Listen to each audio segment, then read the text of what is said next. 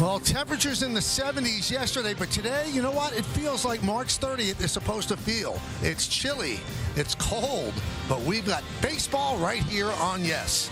As the Yes Network presents New York Yankees baseball. It's the Hyundai Sunday game of the week. It's Milwaukee against the defending American League champion New York Yankees in the final game of a three-game set from Yankee Stadium in the Bronx. Opening week presented by PNC Bank. Hi, everybody, and welcome to Yankees Baseball, along with Joe Girardi and Paul O'Neill.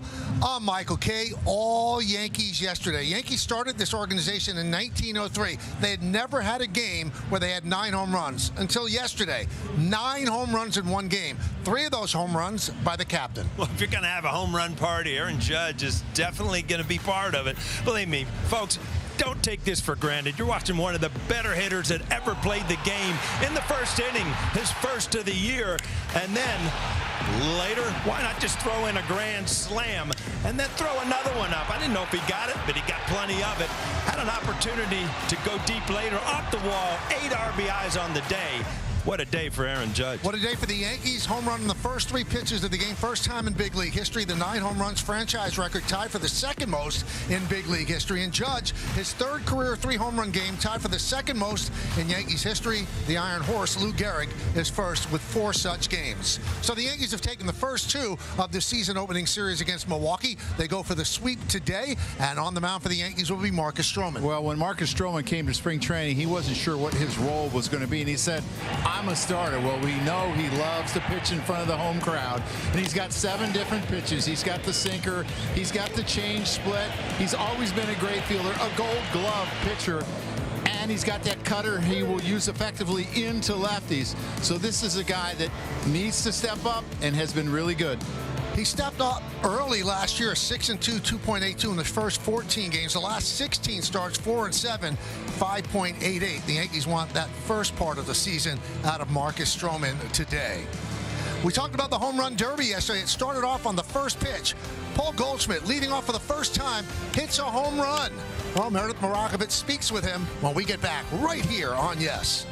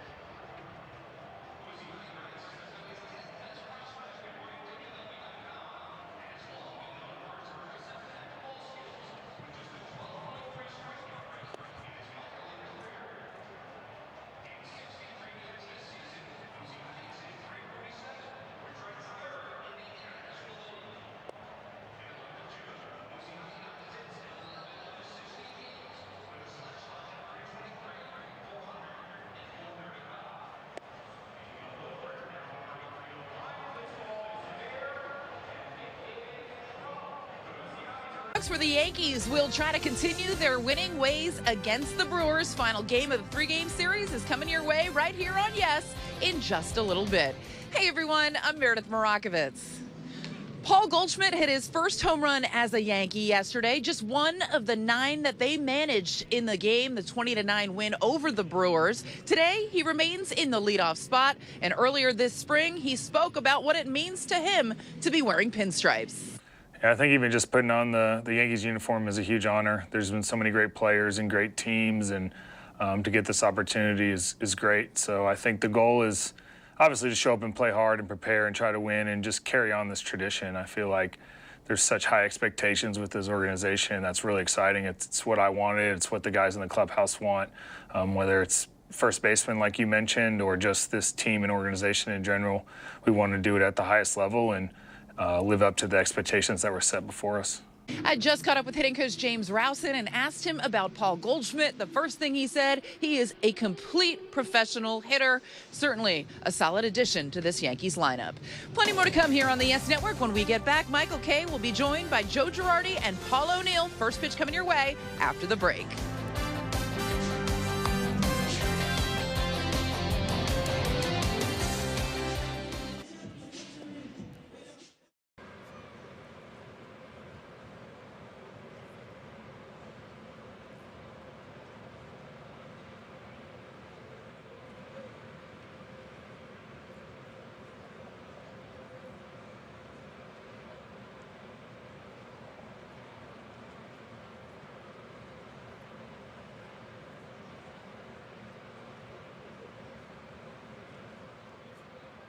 The field, Marcus Stroman is taking his warm-ups, and we'll take a look at the Brewers starting lineup.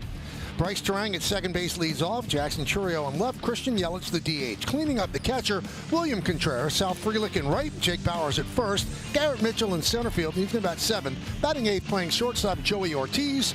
And the third baseman for Milwaukee is Oliver Dunn. He'll bat ninth. And on the mound for the Yankees, Marcus Stroman, 30 games last year. 29 starts, 10-9 with a 4.31 ERA. Let's check out the Nissan pitcher scouting report. Well, first half and second half, the last 2 years have been extremely different. Last year, a 3.51 in the first, a 5.98 ERA in the second half. He's going to need to speed it up. Marcus has a tendency to be a little slow to home, 25 for 30 in stolen bases, but he's done a good job against the Brewers. They've only stolen 2 bases in 8 starts. And this has been a real good draw. He's pitched really well against the Brewers. He's 3-1 with a 3.10 in 8 starts, 2.86 in the last 3 years. Terang is ready. Stroman's ready. Let's do it in the Bronx. And the first pitch is a strike. We're underway. Terang 2 for 8 so far in this series. See what he did last year. Played in 155 games. Pitch inside.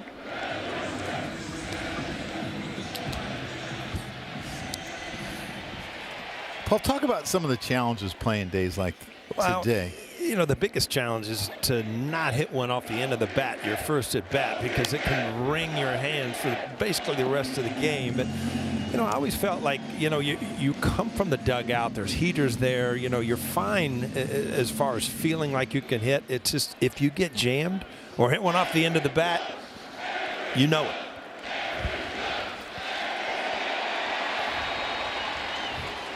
The 1-2. And there's a base hit to left field off the bat of Terang. All right, the guys are talking about the weather. Game time weather presented by Bigelow, the official hot tea of the Yankees. It's 44 degrees, feels like 50. That's nonsense. It doesn't feel like 50.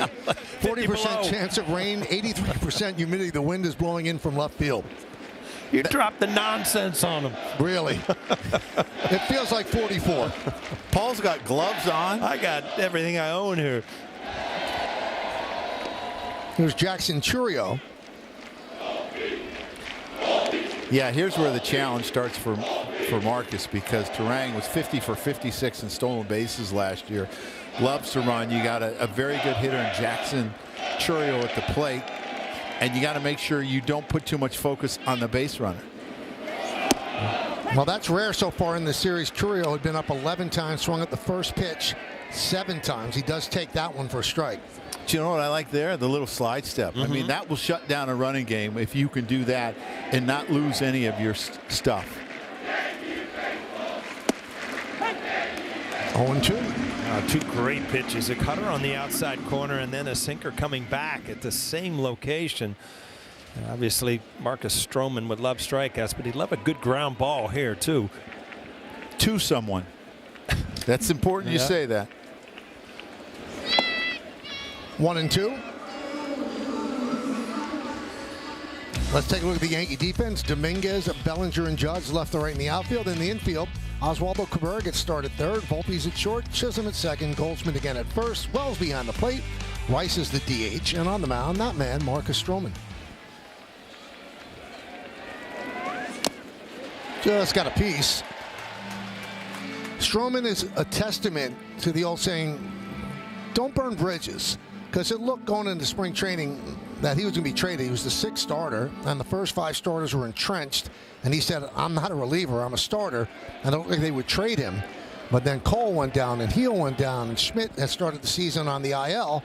Here, Marcus Stroman's now the 3rd starter in the Yankee rotation. So you just persevere, you do your job, and things happen.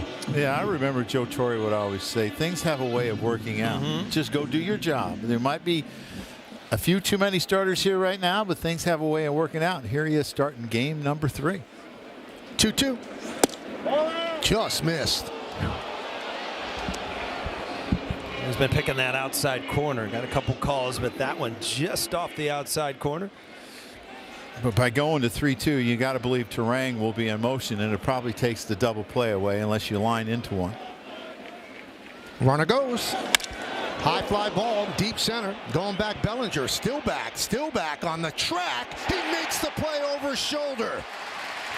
Hustling back to first is Turang. Bellinger covering a lot of ground here in the Bronx. Well, Cody Bellinger, I mean, we talk about his athleticism, and you know, he's playing fairly shallow here. But again, it is a cold day.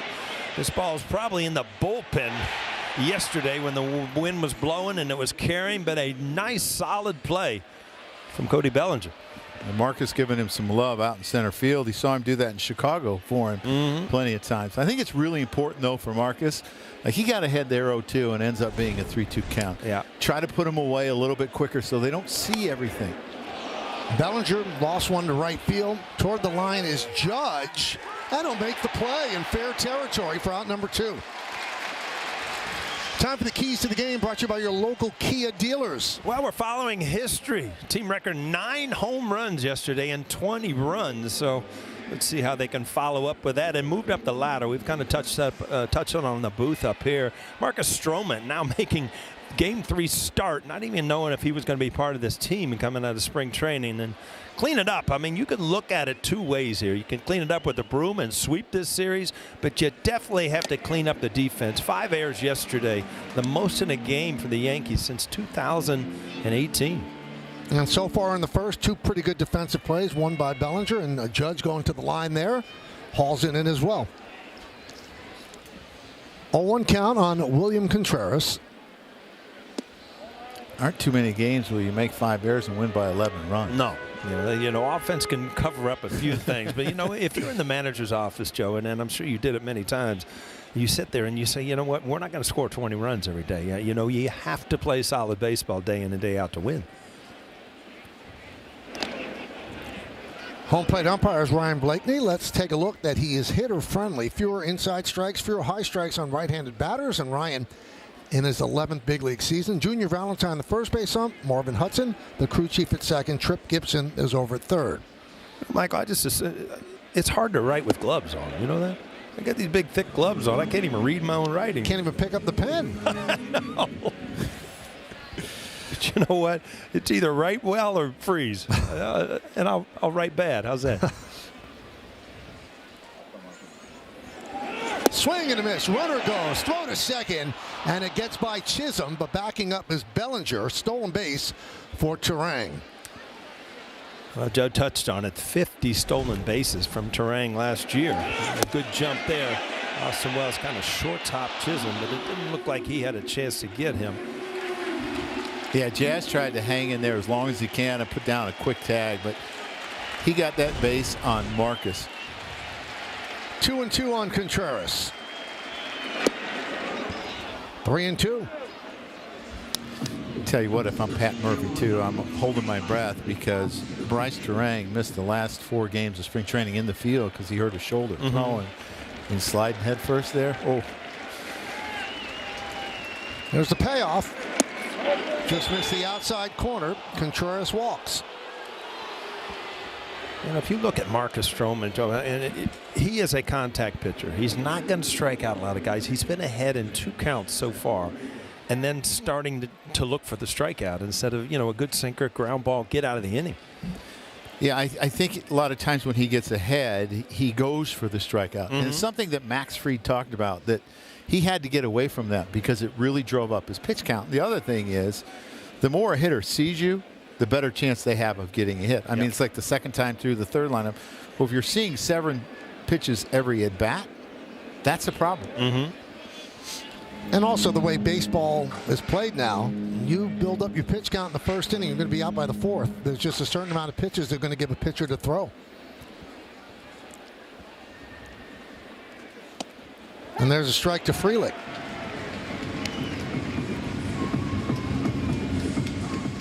Yeah, first pitch strikes, he's 5 for 5. And he's had 2 3-2 counts, a walk.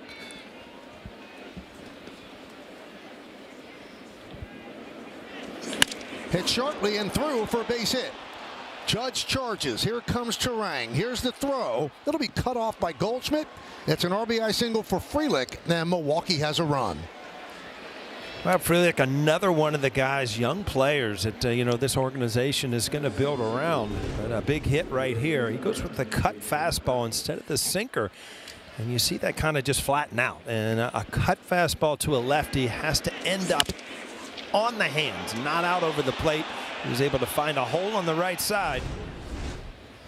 Milwaukee, all of a sudden, you get beat up yesterday, but turn the page and you're up 1-0 here in the first. And a dangerous hitter at the plate that has a lot of power. You look at what he did last year. I mean, that's not in a lot of at-bats. It's only 300 at-bats. 12 homers and 40-plus RBIs. Bowers takes a strike, so 6 batters, 6 first-pitch strikes from Stroman.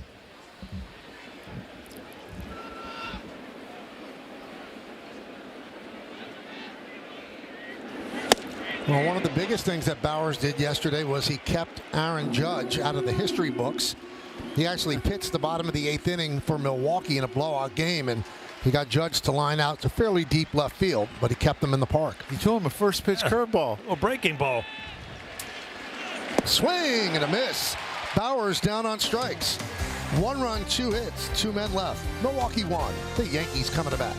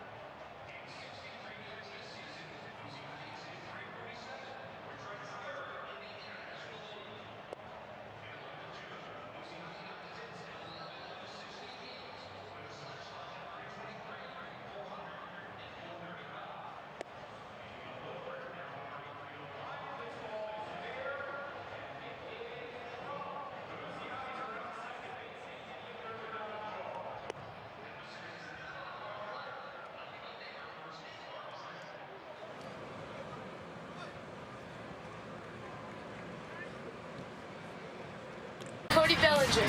Batting 3rd and playing right field, Aaron Judge. Batting 4th and playing second base, Jazz Chisholm. Batting 5th and playing shortstop, Anthony Volpe. Batting 6th and playing catcher, Austin Wells. Batting 7th and playing left field, Jason Dominguez. Batting 8th, designated hitter, Ben Rice. Batting 9th and playing third base, Oswaldo Cabrera. The starting pitcher, Marcus Stroman. Let's go Yankees! Great job, kids. The team is the Livingston Knights 12-under team, and they are at the Ripken Experience Aberdeen Opening Day Tournament, and they're wearing their new uniforms, and they did a great job giving the lineup, which has Paul Goldschmidt leading off, and they'll be facing Aaron Savali. Last year with Tampa Bay and Milwaukee, 31 starts, 8-9 record, 4.36. Now let's check out the Nissan pitcher scouting report. Well, the change of scenery was good for Aaron Savali, a 5.07 ERA, 17 starts with Tampa, but came over to Milwaukee in early July, 3.53. His cutter, it's a cut above. It really took off when he went to Milwaukee. Hitters hit only 160, only a 310 slug. And then this is somewhat of a bad draw for him. I mean, 6.32, including the postseason against the Yankees, his ERA in 7 starts. Last year, he went 4 2/3 innings. He gave up 5 runs in April. 2-0 on Goldschmidt. Second game in his career leading off. He saw 1 pitch yesterday and put it in the seats. 22 home runs last year in what was considered a down year for him. 2-1. You remember the big start he had against the Yankees in the playoffs, the winner-take-all. He started instead of Bieber for the Guardians. Ended up, I think Stanton hit a 3-run homer off him in the first inning. That's what Stanton does in the playoffs. Yeah, basically. Goldschmidt likes hitting against Milwaukee. 138 games, including the playoffs. 297, 32 home runs, and 96 runs batted in. Now, you might wonder, why is Goldschmidt, a right-handed batter, leading off against Savali, a right-handed pitcher? They call it reverse split. So Savali is more effective against lefties than righties. So Aaron Boone said, well, let's have Goldschmidt for the second day in a row. Well, if you look back, I mean, if you're a cutter, I'm a good cutter, a pitcher, I mean, you're going to give lefties a little more problem than they are righties.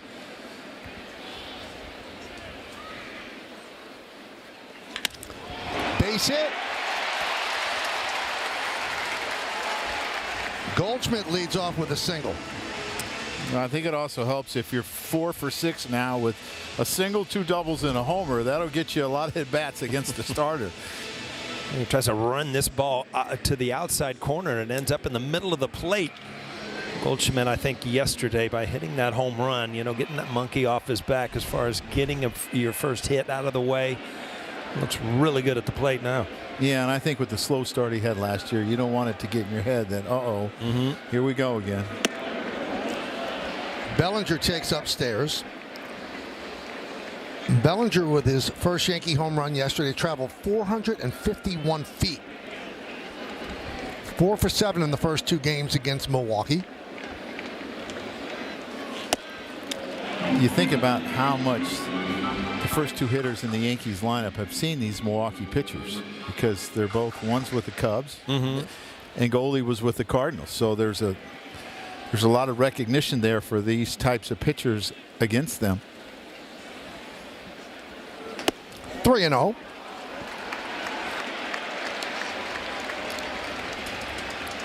So Cody has 1 home run with the Yanks. His dad hit 12 home runs in his time with the Yankees, and those are the only 12 in his big league career. He also won 2 World Series with the Yankees.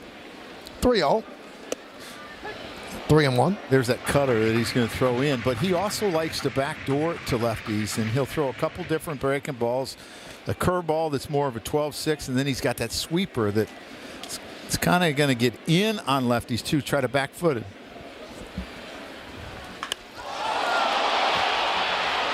Deep to right, but foul. The Brewers line up this way defensively: Churio, Mitchell, and Frelick in the outfield, left to right. Then Dunn, Ortiz, Turang, and Bowers third to first. Contreras behind the plate. Yelich the DH. Savali on the mound. So do you have an over and under, Michael, on the day that Cody will hit his 13th home run and break his dad's record versus the Yankees? I haven't figured that out yet. Give it some thought. But the 451-foot home run yesterday, the longest of his career distance-wise.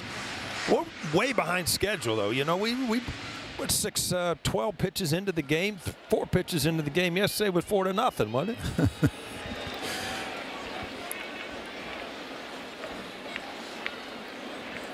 (3-2). Center field. Wynn takes it in. Mitchell coming in to make the play. He took a step back first and then had a run in to make the play. Well, with what they saw yesterday with 9 home runs, I think I'd take a step back too. Yeah, most of the outfield, it is night and day the way the ball is going to carry from yesterday to today, though. Cold weather, I mean, everybody knows the ball does not carry well. Yesterday, kind of windy, balmy, warm for this time of year. Obviously, the ball was flying. Well, first pitch temperature yesterday was 78 degrees. Today it's 44. Lights are on here at the stadium. It's overcast. The sun's simply a rumor. Yesterday, the sun was bathing the field most of the game. The 0-1. 1-1 on Judge. Judge's first home run yesterday was 468 feet. That's the 7th longest of his career.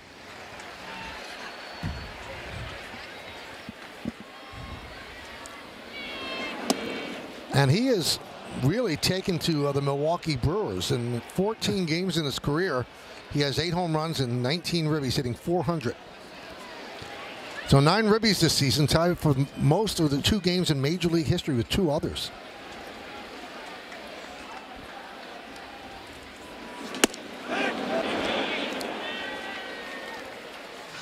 I know you like this, Paul. The 9 home runs for the Yankees traveled 3,695 feet yesterday. That is essentially 2.5 Empire State Buildings. Creeping up on a mile. That's a lot of homers. 0.7 miles, you're right. When's the last time you ran 0.7 miles? Well, it hadn't been recently, believe me.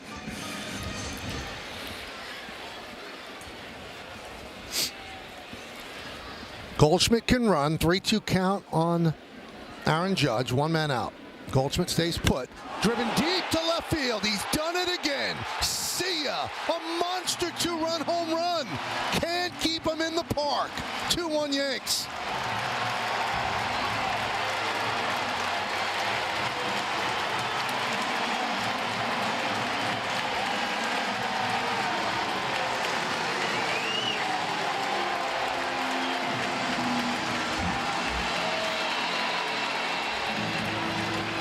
A little shovel work there, huh? You know what? I said in the pregame, you just cannot take this for granted. What you are watching, if you're a Yankee fan tuning in or coming to the ballpark, you're seeing one of the better hitters to ever step foot in the Bronx. This guy is absolutely amazing. And for some reason, I don't think the weather's going to bother him. No, that's one guy that the temperature doesn't. It's something to keep the ball in the ballpark. No. I was very surprised. Savali had one good curveball in that count, and he never went back to it. And this with a fastball out over the plate. Souvenir. Yankees have 6 first-inning home runs. Rest of Major League Baseball, 5 in the first inning. And that means 29 other teams have combined for 5.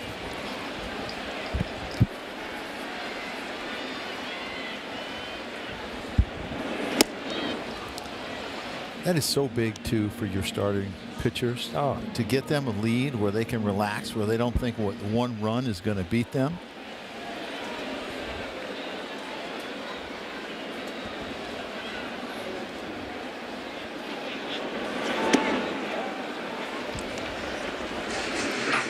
I would think, too, when you're a guy like Aaron Savali,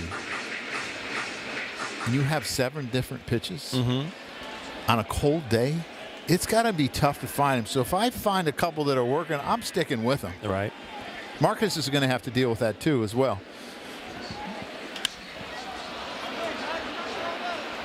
You know, you brought up a good point, Paul. I think sometimes we get desensitized because we watch him every day. And then he does stuff like this. He really is one of the greatest right-handed hitters who's ever lived. And that's not hyperbole. The numbers prove it out. It's really not. I mean, if you see the stats and if you see the, the comparisons that we show every single day, you start hearing Babe Ruth and Joe DiMaggio, and it's just, I mean, the sound of this, it's just a different sound.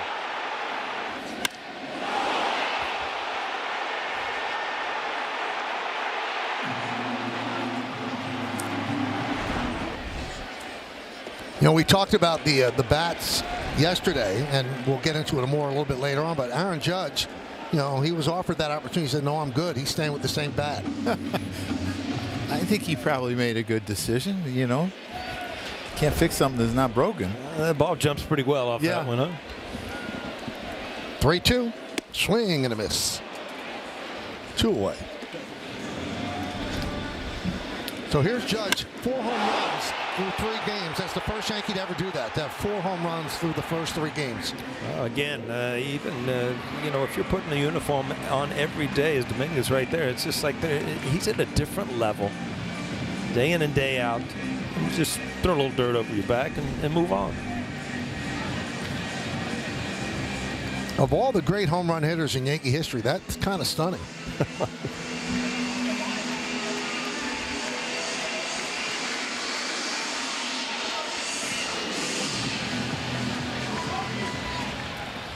There's Anthony Volpe.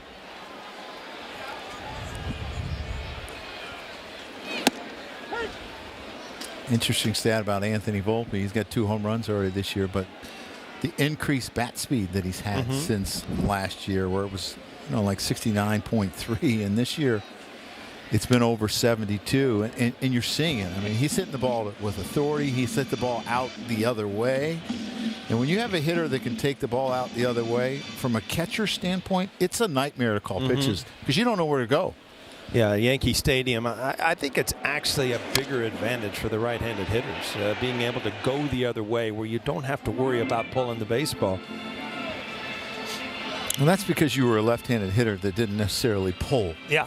I mean, I wanted the ball away. I wanted to drive the ball the other way.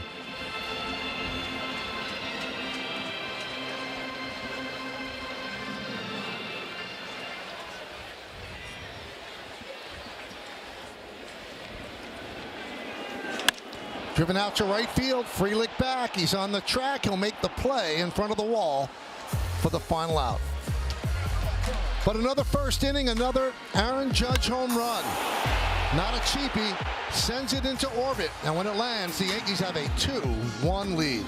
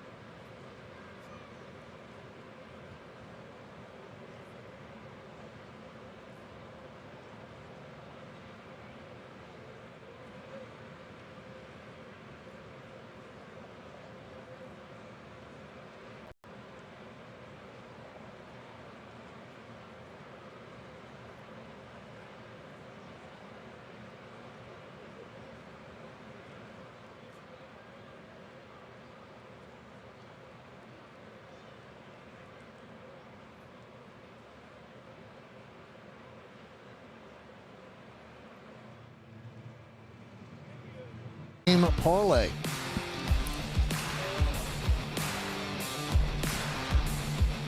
Now we go to the top of the second, bottom third of the order for Milwaukee against Stroman. Mitchell leads off, and there's a strike.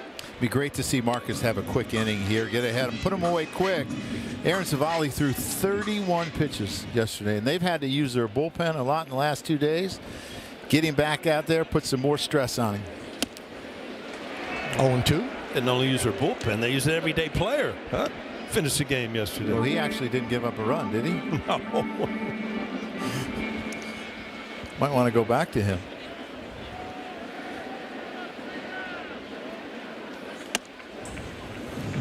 One and two.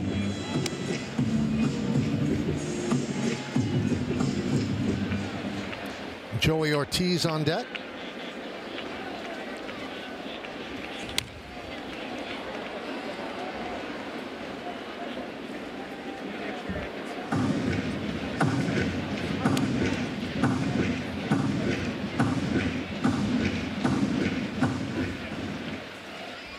Marcus is talking about how he kind of got under that one, you know, on that breaking ball. It actually went the other way.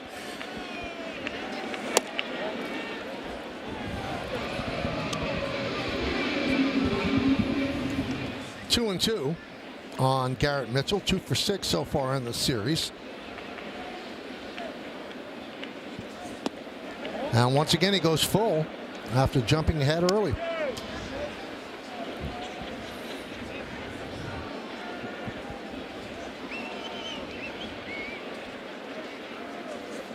Strike three. Mitchell down looking. Well, that's a great located cutter. This is where you want this ball to end up, just on the inside corner to a lefty, and it ties him up, gets the call.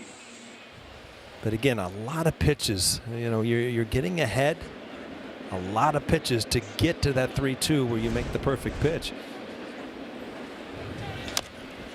Grounded foul. Ortiz 2 for 9 in the series so far. He came over from the Orioles as part of the package for Corbin Burns. And we'll see Corbin Burns on Tuesday, first game of the series against the Diamondbacks. Burns left the Orioles after one really good season, signed a free agent deal with Arizona.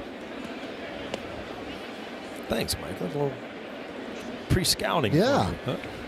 You and I will be up here warm and cool as a cucumber here on Tuesday. Fly ball right field, Judge. 2 outs. Well, suit up the season at MLBshop.com. Check out the largest selection of authentic jerseys, caps, hoodies, T-shirts, and more. Visit MLBshop.com, the official source for your Yankees gear. I would think sweatshirts and coats are a premium today. Yeah, the hoodies are big sellers.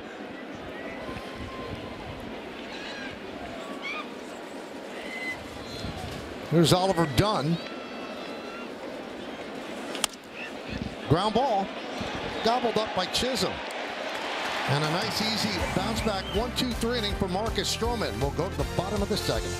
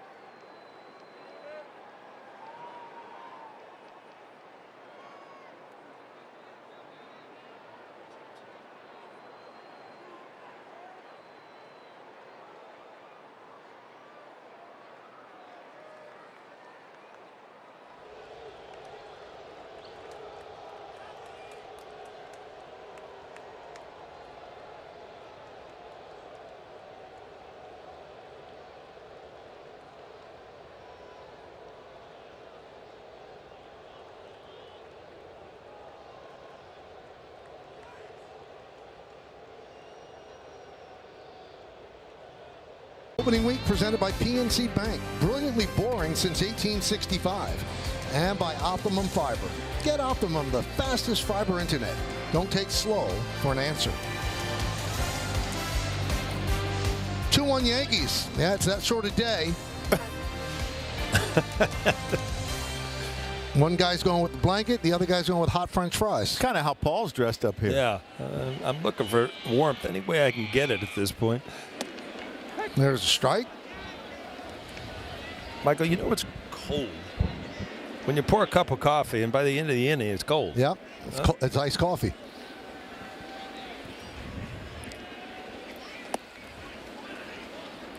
One and one on Wells.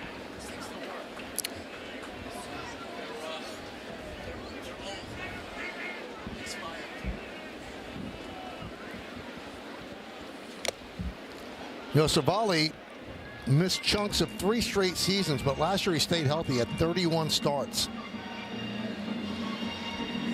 I'll tell you what, he did a really good job with Milwaukee. They were desperate for starters because they had so many injuries. He came over and made those 14 starts in the last 3 months. He's got kind of an interesting windup where he separates and kind of holds it. His arm almost stops moving, and then it kind of jumps at you. So I would think at times his fastball might play up a little bit. Well, a couple of years, Joe, he shortened his arm action, similar to what Lucas Giolito and Jameson Tyone have done, as he strikes out Wells. And It was the Guardians' assistant pitching coach, Ruben Niebla, who made the suggestion. And Savali said, if he suggested, I'm going to try it. Yeah, it's interesting, like, for a hitter to hit the high cutter that's in the middle of the plate. You're used to seeing four-seamers where you're trying to get on top of it, and then you throw a cutter and it has a little at the end. It goes down, so I think hitters swing over the top of it a lot. Dominguez fouls it away. He also went with a much shorter windup, try to keep things simpler. And the way he got there, interestingly enough, his first step was throwing a football to disassociate himself from throwing a baseball.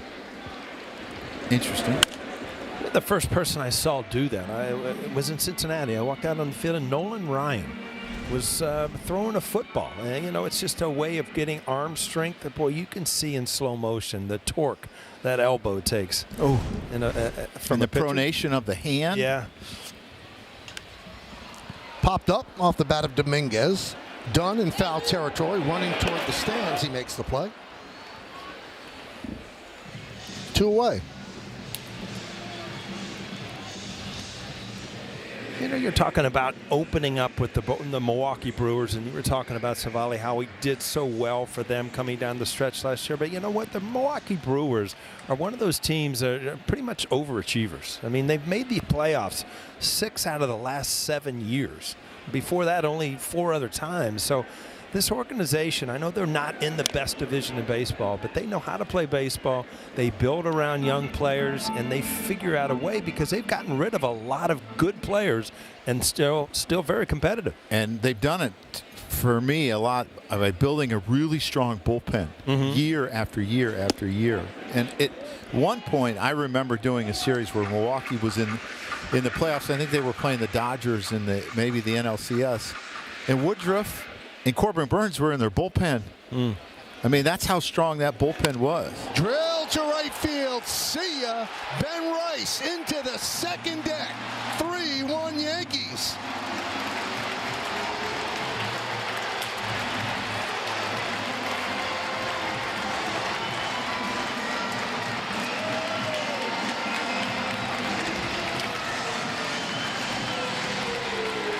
You say hitting's contagious. I guess home runs are too. I mean, this is just, I don't know if you want to get used to this, just expecting home run after home run. But boy, the Yankees right now coming out of the chute at this season, it's been fun to watch.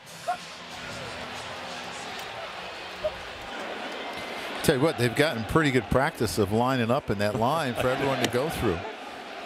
And what do you say about left-handed hitters? Where don't you want to throw the ball? Down and in, and that's exactly where Savali threw it to Ben Rice, and he deposited in the right field seats. 0-1 on Cabrera.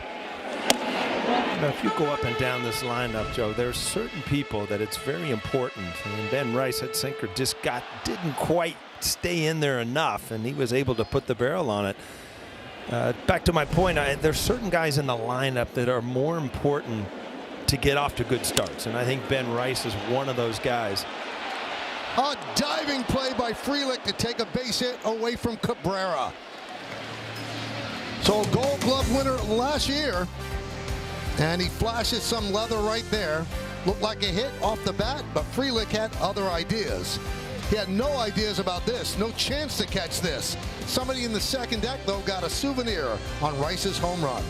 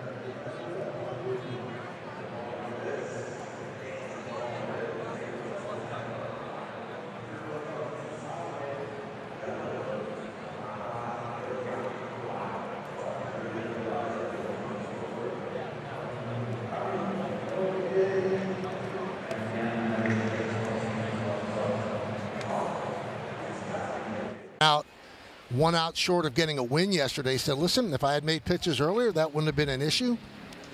But the Yankees won, and that's really all he cares about, and that's all that Aaron Boone cares about. And I think Max has been through it. He understands it's a really long year. He's here for 8 years. He's not worried about just this 1 year. He's also not worried about a win. He's worried about winning a championship because he's had a taste of it in Atlanta and understands the importance of being healthy all year. And Michael, when I was speaking to Max Fried, I asked him what was one thing you want Yankees fans to know about you. He said, it is all about winning for me. I am a competitor. I don't care about any personal accolades or accomplishments. I just want to make sure we go out there and win games, and I put my team in a position to win games every 5 days. So, Joe, to your point, not worried about that one win, just wants to have a good season. 1-2 on Terang. Now, between innings, Nestor Cortez came to the top of the dugout steps on the third base side. They put him on the scoreboard, and crowd gave him a nice ovation, and Aaron Boone was also clapping when Nestor was shown on the scoreboard. It was a rough outing for Cortez yesterday for sure, but I was talking to some of the Brewer broadcasters, and they said Nestor's been unbelievable in spring training. He's helping all pitchers with changeup grips and stuff like that, trying to impart some advice, but just a bad first outing.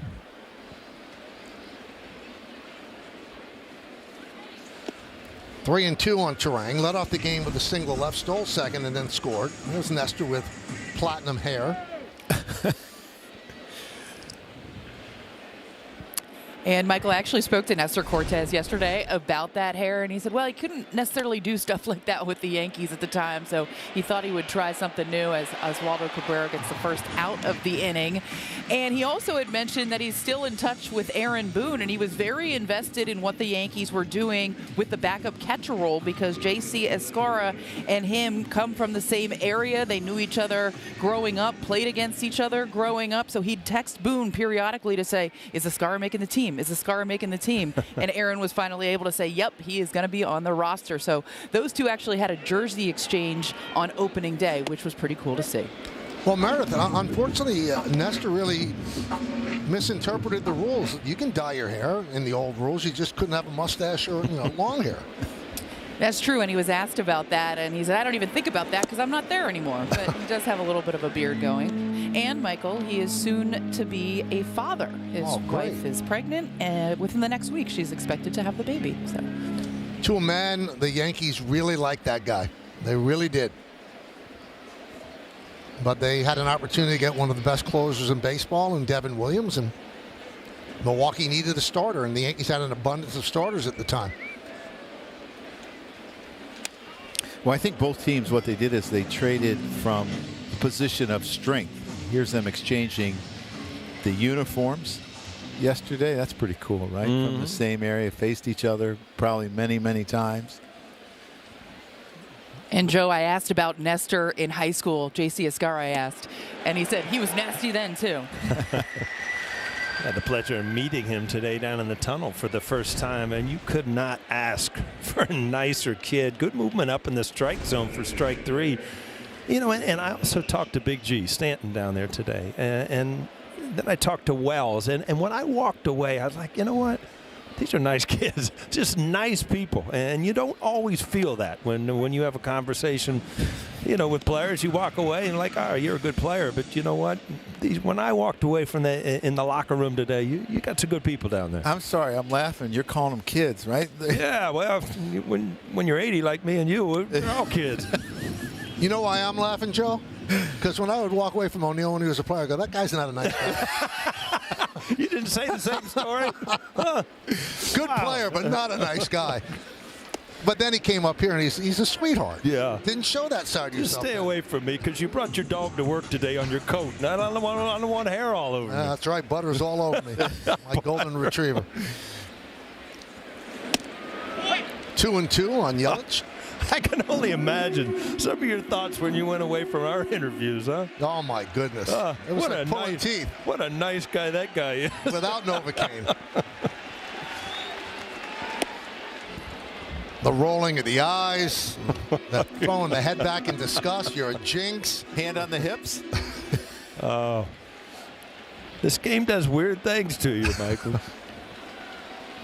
You ever think about writing a book about the weird things it did to you?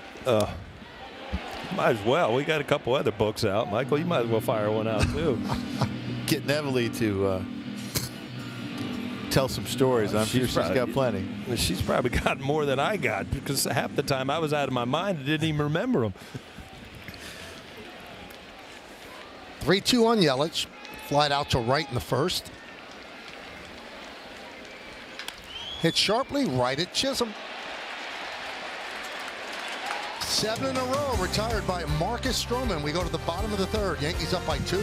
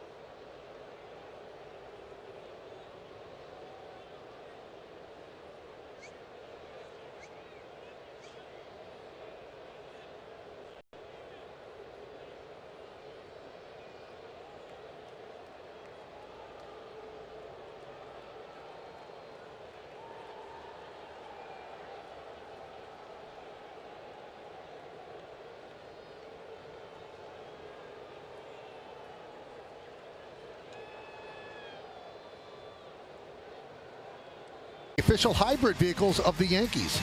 Today's submission is 1-week-old Vivian, who was born just in time to watch the first weekend of the 2025 season. Welcome to the world, Vivian, an early Yankee fan. Use the hashtag Toyota Pinstripe Pride and mention yes in pictures you post to social media to reflect your love for the Bronx Bombers. We might spotlight you in a future game like we just did with Vivian. Don't promise anything, Michael. No, we Promise. might. We might. Yeah.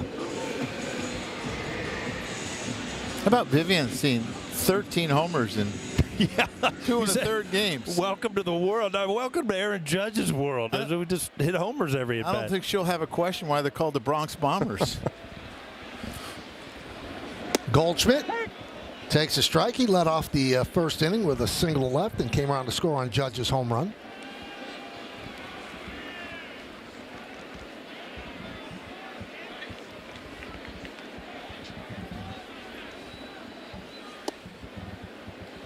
So Judge is up third this inning.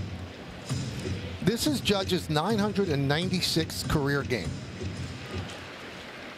In that time, he has the 5th highest slugging percentage among players who've played that many games. Slow roller to third. So when we talk about one of the great hitters that you'll ever see, the 4 guys ahead of him, all right, for highest slugging percentage in that many games. Babe Ruth was .690. Ted Williams, .634. Lou Gehrig, .632. Jimmy Fox, .609. Aaron Judge, .608. Yeah, it's amazing. I mean, when you put these comparisons up there, I mean, it's pretty evident that, you know, what he has done. What is his 10th year in the Major Leagues? He's now eligible for the Hall of Fame. 10 years already he's been here. Yeah, that's amazing. I mean,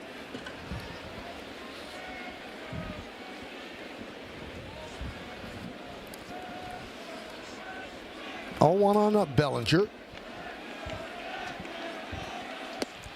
know, we talked about the 9 home runs the Yankees hit. That's the most in franchise history, and it ties the Cincinnati team, who had 9 home runs in 1999 at Philadelphia. And ironically enough, how everything just comes together, the first home run that the Reds had that day was off the bat of Aaron Boone. Wow. A 3-run shot off of Paul Byrd. And now he managed the team that had 9 home runs. Only the Blue Jays have had more in a game, 10 home runs for them. See, the ball is trying to go in and out, and changing the eye level a little bit with that sinker. He's throwing the two-seamer, he's throwing the cutter, and he'll throw both of them on each side of the plate. That's the interesting thing about him.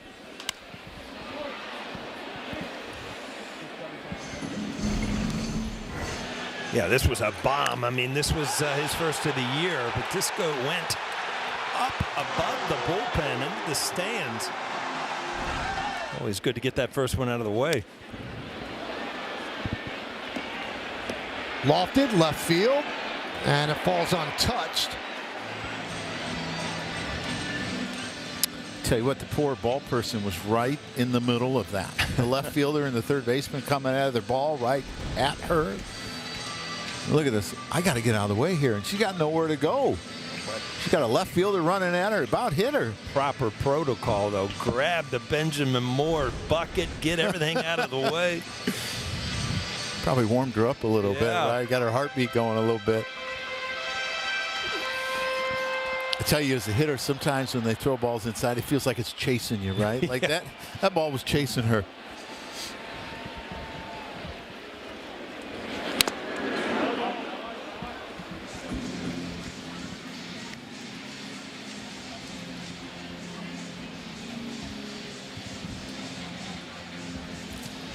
Tell you what, those foul tips as a catcher, too, on cold days like this hurt a little bit more. It looked like William Contreras got that one off his toe.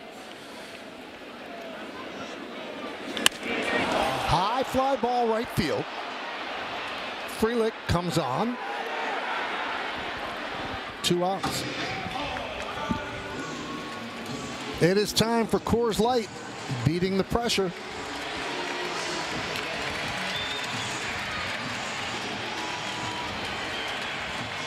Most home runs in the first 3 games of the season. The Tigers in 2006 had 15. 19 Dodgers had 13, and the Yankees tied them. They have 13. Here's Judge, who has 4 of those 13. Yeah, at what point as a manager do you say, all right, Aaron Judge is on a tear here. You know, the base is open. We just cannot give in. Like right now? Yeah. I think that works. You just can't continue to pump fastballs down the middle.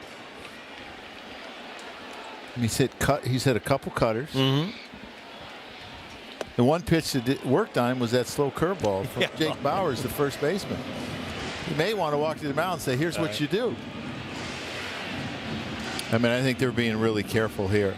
You might as well. They're going to walk him. Why waste a pitch? Just put him on first base. Well, Pat Murphy's been around. That's probably the play.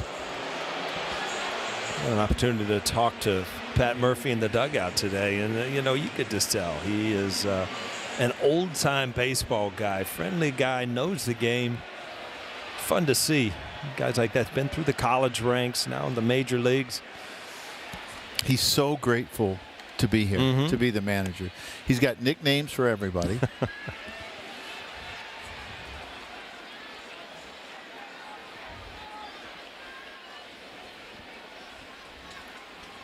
First Milwaukee manager to be manager of the year, and you think about all the great years that Craig Counsell had there.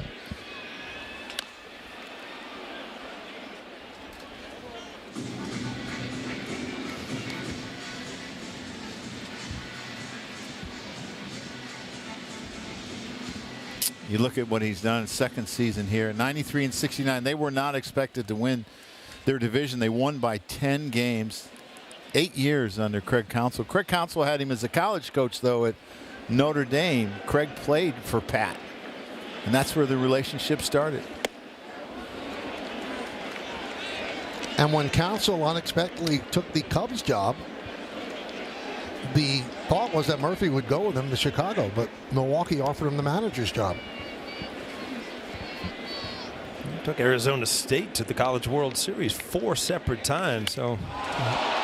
Drilled to right field off the bat of Chisholm. A line drive into the short porch. The Bronx Bombers living here on this Sunday. It is 5-1 Yanks.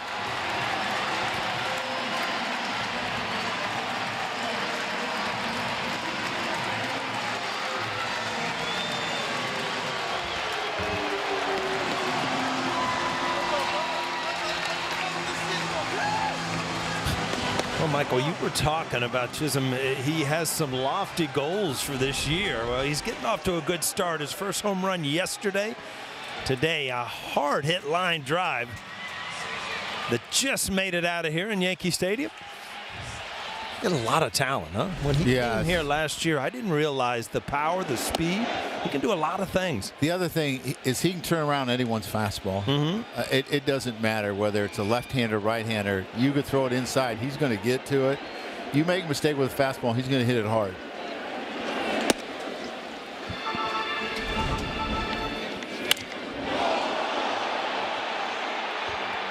Just another beautiful sound. If you're a Yankee fan. Yeah. Savali probably didn't like it so much.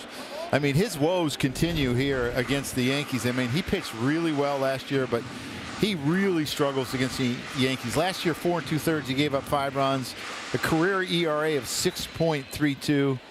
He's got good stuff, but a lot of the stuff that's been hit has been cutters, and they've won a long ways. Never seen a pitch that a good cutter, probably the hardest pitch in baseball to hit. A bad cutter, the easiest pitch. So it's got to be thrown perfectly, and I think that's the problem with all these pitchers that have fallen in love with the cut fastball. If you don't execute the pitch perfectly, it gets hit hard. Turang will make the catch and retire Volpe. But the Yankees, they're loving the home runs. The 14th of the year by the team. Jazz Chisholm goes the short way, a 2-run shot. Yankees lead by 4.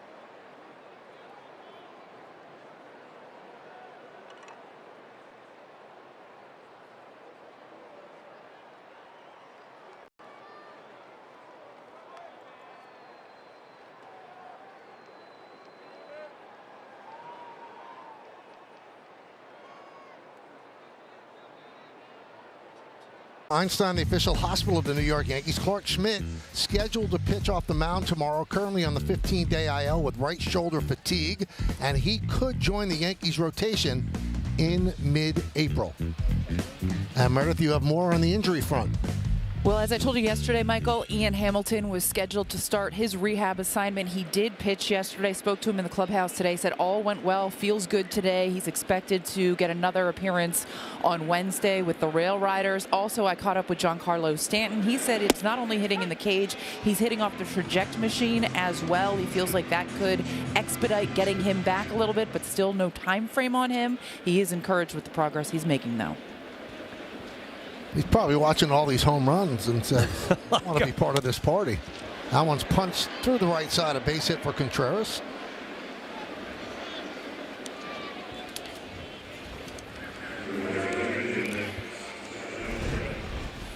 Yeah, this is actually just, he threw, starting with a breaking ball, he throws him another one that just doesn't have the same bite. And Contreras, he is a guy that will use the whole field. It's a hard ground ball through the hole.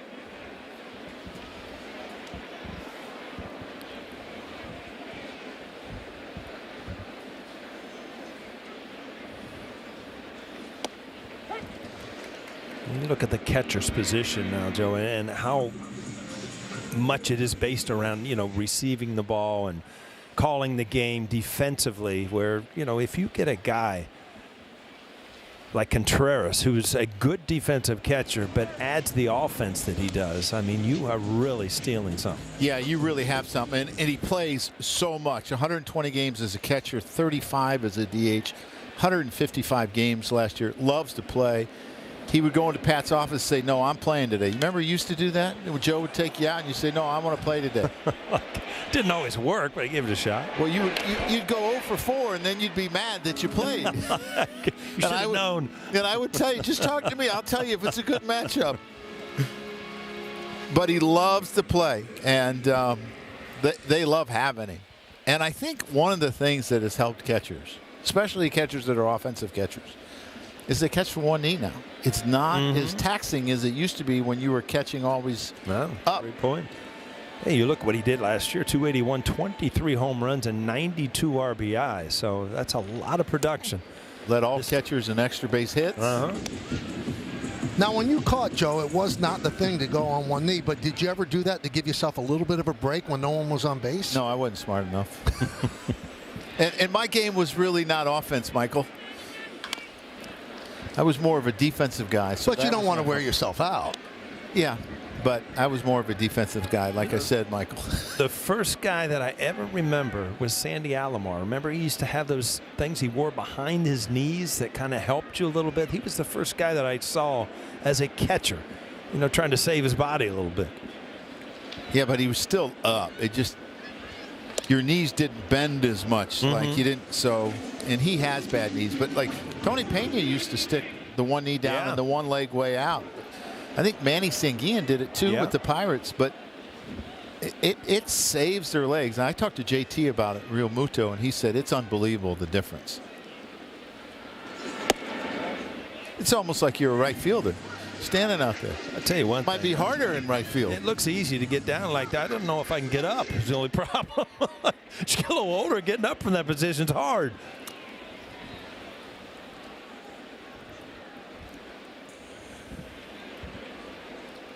Three-1 to Bowers. Ripped to right field, right down the line, and that ball is gone. Might have hit off the screen, but it is a home run for Bowers, a 2-run blast, and it's 5-3. As Chisholm did, the line drive down the line, but this did. I think, Michael, you were correct. It hit the screen. Milwaukee grinding back, right back in the game.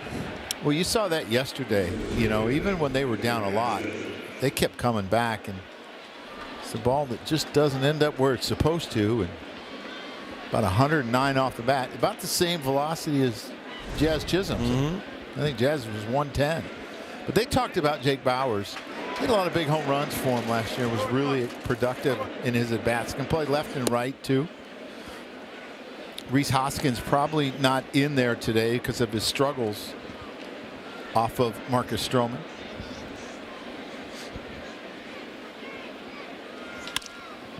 Fly ball center field off the bat of Mitchell. Bellinger's there. I feel for the poor guy in the right field seats. He had it lined up. He had a glove. And then bang against the screen. Yeah, it's just not right. He looked so disappointed. Well, I think you ought to search that guy out after the game, Michael, and give him the ball. Watch him. Right there. Up. He had it. Now you see it. Now you don't. You could see the look of dejection. There's a strike to Joey Ortiz. Joe, you start reading what's going on the bat. I mean, Marcus Stroman had a really, really good third inning. Ground balls.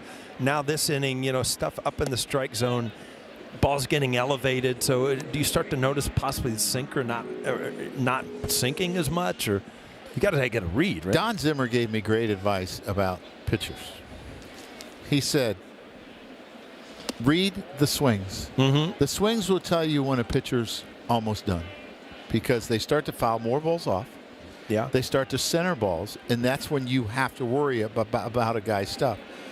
Yeah, you can have a pitch count in mind and like maybe where they start to struggle.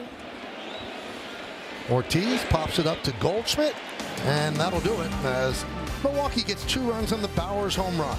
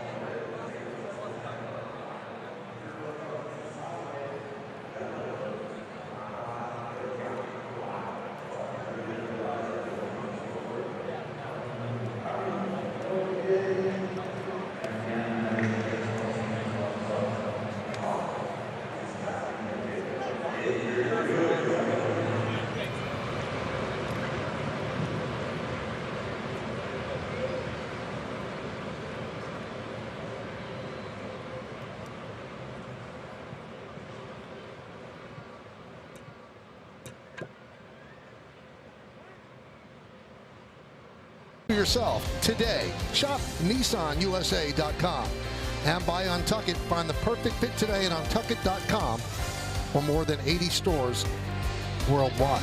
Some of the players that have modeled both uniforms and might surprise some. One of them was Willie Randolph, had a pretty good year with Milwaukee. Yeah. Looks like Austin Wells is getting a scouting report on the new Brewer pitcher, Tyler Alexander. That's what he did last year. Wells struck out in the second. So Savali done after just 3 innings, allowing 3 more Yankee home runs. Guess what pitch he uses the most, partner? Breakable? Cutter. Cutter, yeah. It's taking over the game. Mariano Rivera had a real influence on this game. He's got actually 5 pitches. You know, he'll throw a 4-seamer, a sweeper, a change, and he'll throw a sinker. So he's got all 3 fastballs. Main breaking ball is the sweeper.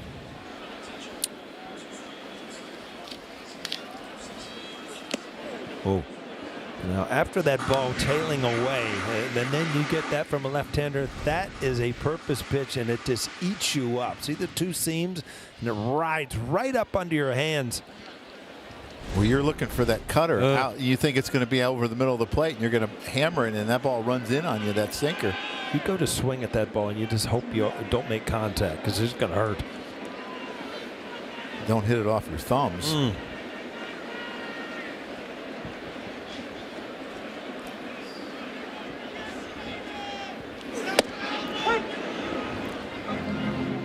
So last year, 23 games, 9 starts for Tampa Bay, 5.10 ERA. Started, he was the bulk guy after an opener, and he said he loved it. He said he loved being a swingman.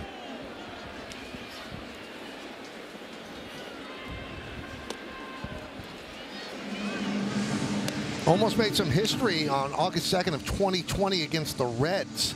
Came in from the bullpen and struck out the first 9 batters he faced. That tied an American League record for consecutive strikeouts and a major league record for relievers.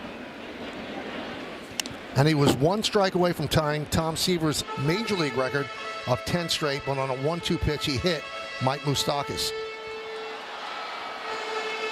Wow. Figure lefty on lefty, he had a pretty good chance if he doesn't hit him. He said, I don't usually go for strikeouts, but after 5 I was going for them.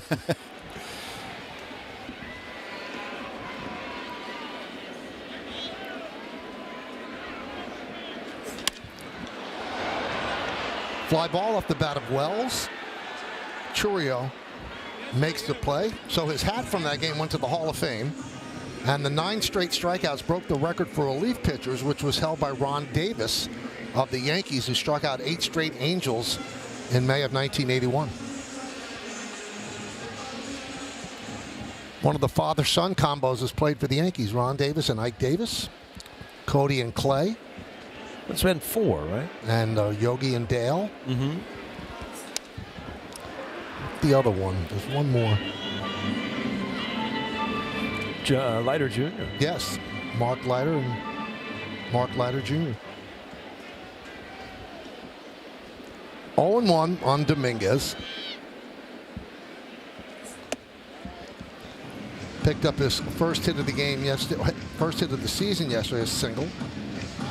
So he's 1 for 7 in the early going.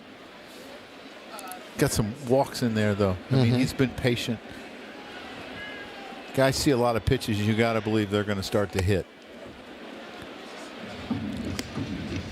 Now, this is statistically his weaker side, but the Yankees see good things from the side. He has not been able to get as many ABs over the course of his minor league career because he's been hurt a lot.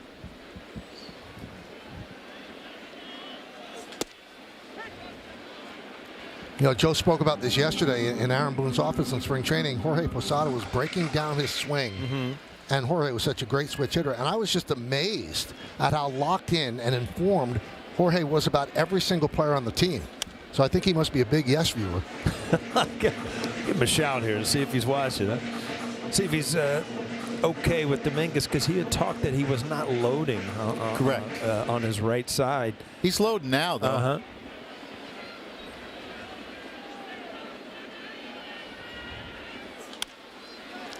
I mean, it must be so difficult, Paul. I mean, you knew how difficult it was to get your swing right from one side. Switch hitters have to do it from both sides. They have to put in double the work. Yeah, but it's such a huge advantage. You're never uncomfortable at the plate. But, you know, you're right. And I thought the funny thing was, I talked to Bernie about it numerous times, you could be hot left-handed and cold right-handed and vice versa. Seldom was it all, you know, just hot.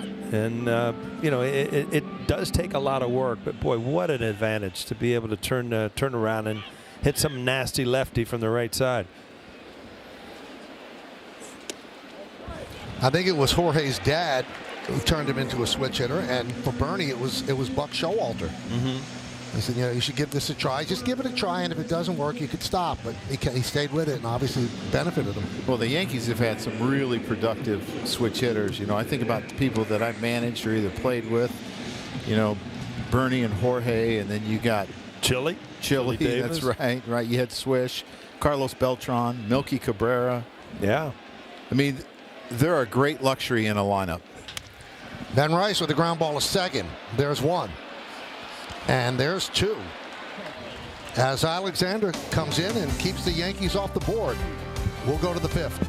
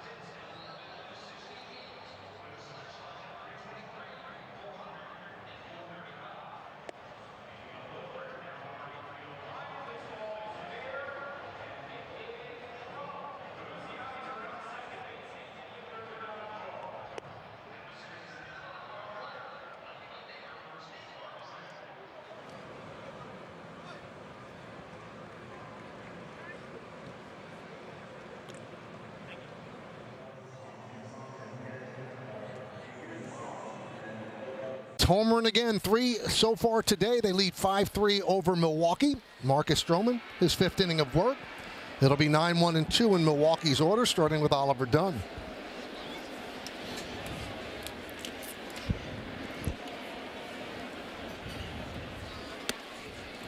Pitch upstairs. Well, let's put you back as a manager here, Joe. So you're looking at Marcus Stroman, and you've got the lead. He's only got, what, 68 pitches? But you know you're going to end up this game in the bullpen. Are you going hitter to hitter now? Are you just trying to get him through 5? I would love to get him through 5 because then I can set up the bullpen when I want. And they got a couple different pockets for me that you could use Tim Hill, you know, in this. You could do it 1, 2, and 3, or you could do it 3, 4, and 5. If you do it 5, 6, 7, they're probably going to pinch hit for the 6 and 7. They're going to bring some right-handers in, Reese Hoskins and a Vinny Capra. So his pockets. Oh, what a play by Volpe. Wow. Takes a base hit away from Dunn. Michael, I think that's the first sparkler of the year, right? That's a sparkler for sure. This ball is hit hard, and this is just a reaction. You see him almost right behind second base when he comes up with this ball. And big outs are outs to me that, you know, leadoff hits really set up innings. This was a hit taken away, falling away, still able to glove it. Great play by Volpe. Usually when you fall on your back, you don't have enough time, but Yeah. it hit so hard that it gave him time to just stand up and make an accurate throw. And it looked, Joe, as if the ball redirected on him. Yes. That's why he had to reach back. When it hit, it went back the other way. But you were talking about the pockets. So to me, you're going to want to use Tim Hill somewhere between 1 and 5 in that order. So if you get through this, you maybe save him until the 7th or the 8th to where you could use him. Or you could use him in the 6th if you're Yelich, Contreras, and Frelick. Because they never pinch hit for Frelick and Yelich. And there he is. Yeah, you've got 6 left-handers in the lineup at this point, but you know that he has the ability to pinch hit for a couple of them. So if you're Aaron Boone, you got to watch, like you said, your pockets where you're going to face lefties that they don't pinch hit for. Well, they will pinch hit for Bowers, Mitchell, and Dunn. But the other 3, I don't think they will. Fly ball left field. Dominguez drifts back. Dominguez puts it away.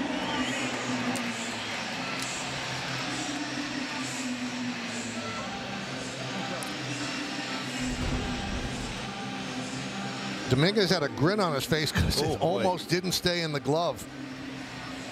You kind of want to keep it above your head, the glove, right? So your eye watches it right into the mid. And when it gets to the side, your perception's a little different. Right. And you don't want to hide the ball either right in front of your face. So it's, you got to concentrate till that ball hits the pocket, period. See, that's kind of a little low. You're right. You actually lose the sight of the ball the last couple inches where, if you're raising your glove up a little bit, you watch that ball go into the glove. And, Paul, the last thing you want on a day like this is an ice cream cone. Which no, we're going to take the day off on that. I mean, we had the tiramisu up here yesterday. We'll take off yesterday. 0-2 on Jackson Chourio.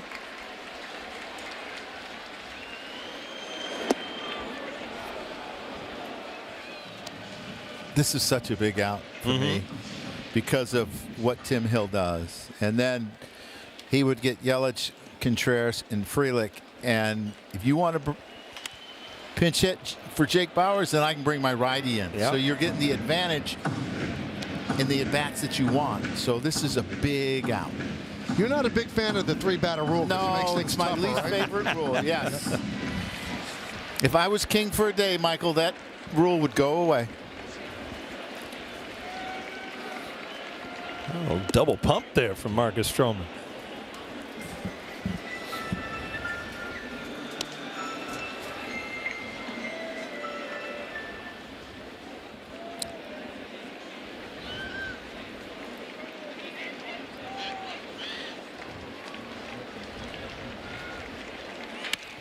Line to left field, and it's going to be played on a hop by Dominguez, who keeps it in front of him. So a single for Churio.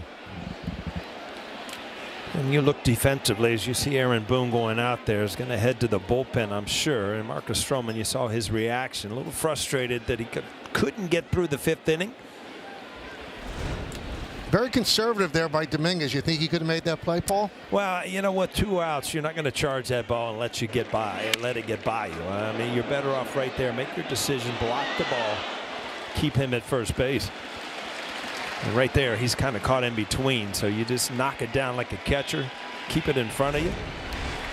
Well, for the 2nd game in a row, Yankee starters go 4 2/3, 1 batter short, 1 out short of qualifying for a win.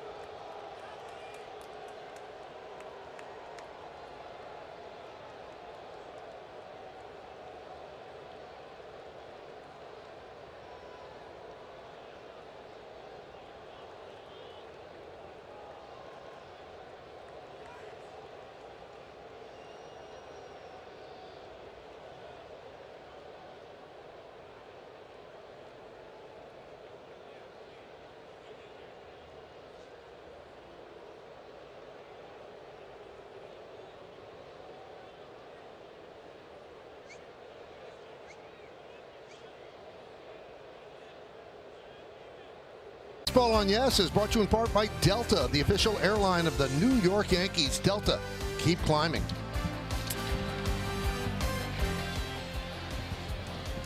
Aaron Boone goes over to talk with Marcus Stroman. 4 2/3 for Marcus. The runner at first, his responsibility. So Hill comes on to face Christian Yelich. And as a manager, that's where you have to kind of be the buffer in a sense, and you have to be able to talk to your players because a win means something to Marcus. But in today's game, wins don't mean a lot who gets it. It's about just winning the game. But pitchers still have a lot of pride in that, and you got to talk to them and say, hey, you know, we just think it's the right time to do this. I mean, you got a lefty on the mound with a base stealer, so it's going to be hard to run, who gets ground balls, so it's probably going to take 2 hits to score a run, and this is his pocket to bring him in, and we're trying to win the game. And he does the job with the first batter he faces, striking out Yelich. We're halfway through. Yankees up by 2.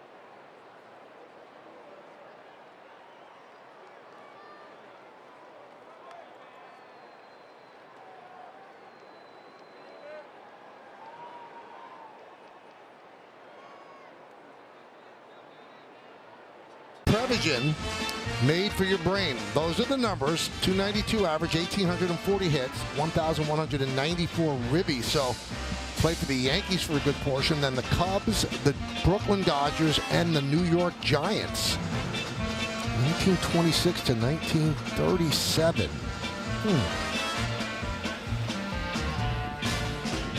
So the number here, is Difficulty. that level of difficulty? 10 is the hardest. What was yesterday's? Yesterday was a 2. 2. I mean, Paul got it. Yeah. Wow. That's because it was multiple choice. I told you. Golly. Wow, Michael. You said I took my first jab. Well, No, that was a big one. That was a knockout punch. That came right over the top and just slapped me right in the face. Another switch hitter. And it's so hard. We talk about this, about they're just not getting enough at-bats versus left-handers. And if I recall correctly, I'd asked Bernie, how do you do it? And he said, well, my cage work would be against the opposite that I was going to do that day. And all my work on the field, if I was going to hit left-handed, would be left-handed. Mm-hmm. Can you imagine you having to worry about 2 swings? You know what? It's very, very hard because, you would go to the park sometimes 2 o'clock in the afternoon. 400 or 500 swings was not, especially when Matling was here. We would just pound balls in the cage for hours. And, if you have to double that, yeah. I don't know what you got time for.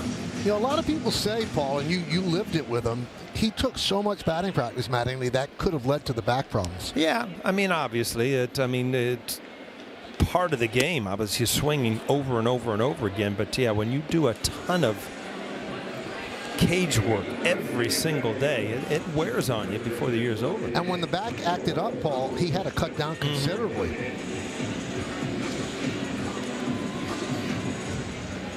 So a strikeout of Cabrera. Here's Goldschmidt, who's 1 for 2. We're in the bottom of the 5th inning. Yankees lead 5-3, trying to sweep Milwaukee out of the Bronx. Look at extra work, though, Michael, and cage work is fun. There's nothing more fun than going down hitting line drives. I used to look at the catcher's drills when they'd have the jugs guns out there just shooting them at the dirt off, and then they'd ricocheting off you. I'm just thinking, what a dumb position. Like, wow. You didn't think that looked like fun? Balls were blowing off your knee, off your shoulder. I'm like, man, that looks like a blast. I'm going to go take some easy fly balls. How's that? Well, I had Gary Tuck, who was, to me, the best catching instructor that I ever had, and maybe ever put the uniform on. And we never did, like, baseballs. We did Incrediballs. Ah, okay. Because walking's an instinct, right? And if your instinct when you're practicing is to protect yourself, that's what you're going to do in the game. Yeah. So I go over to Chicago in 2000, and they're trying to do the jugs, and they're giving you pads like football players wear on your arms. I'm like, I'm not doing this. This makes no sense.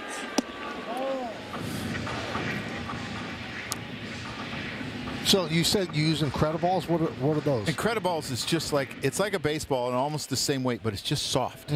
So when it hits you, it doesn't necessarily hurt. And then it becomes an instinct.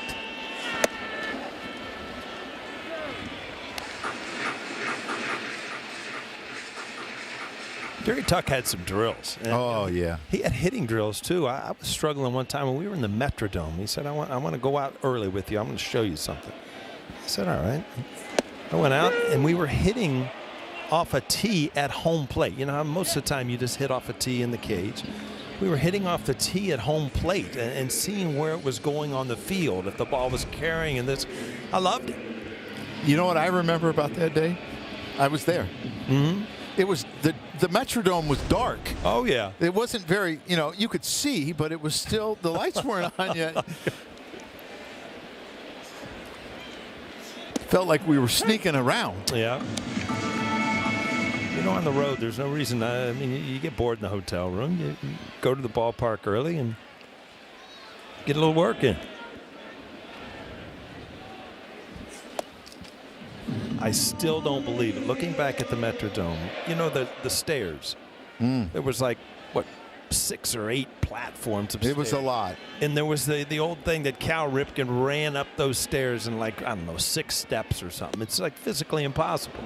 Okay. Probably a little exaggeration on both sides, but I know exactly. It was a lot of steps in what they said he did. Yeah.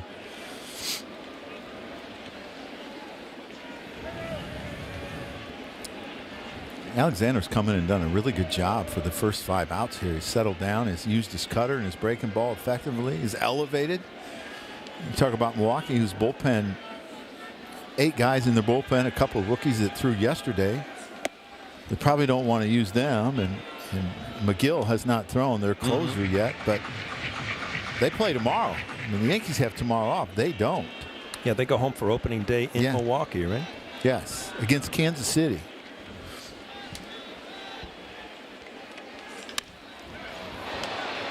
Fly ball, left field.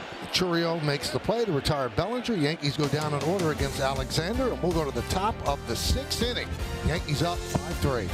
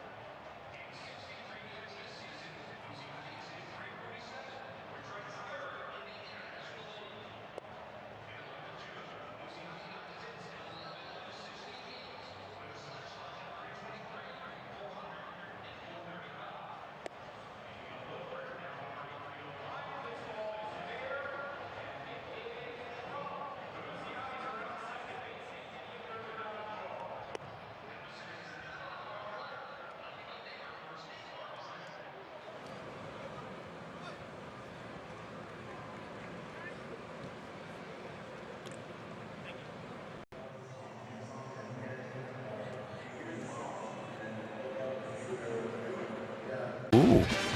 Yes. Wow. Huh? Impressive. There you go. Give me a little high five on that, Michael. Thank you. Thank you very much. Because I got nothing on that. We will go to the top of the 6th inning. Tim Hill still in there. Montefiore Einstein scoreboard. It's 5-3. Yankees over Milwaukee. And the pitch is high to Contreras.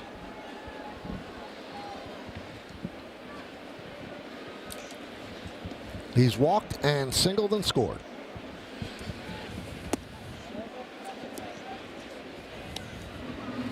So 2-0 on the cleanup hitter.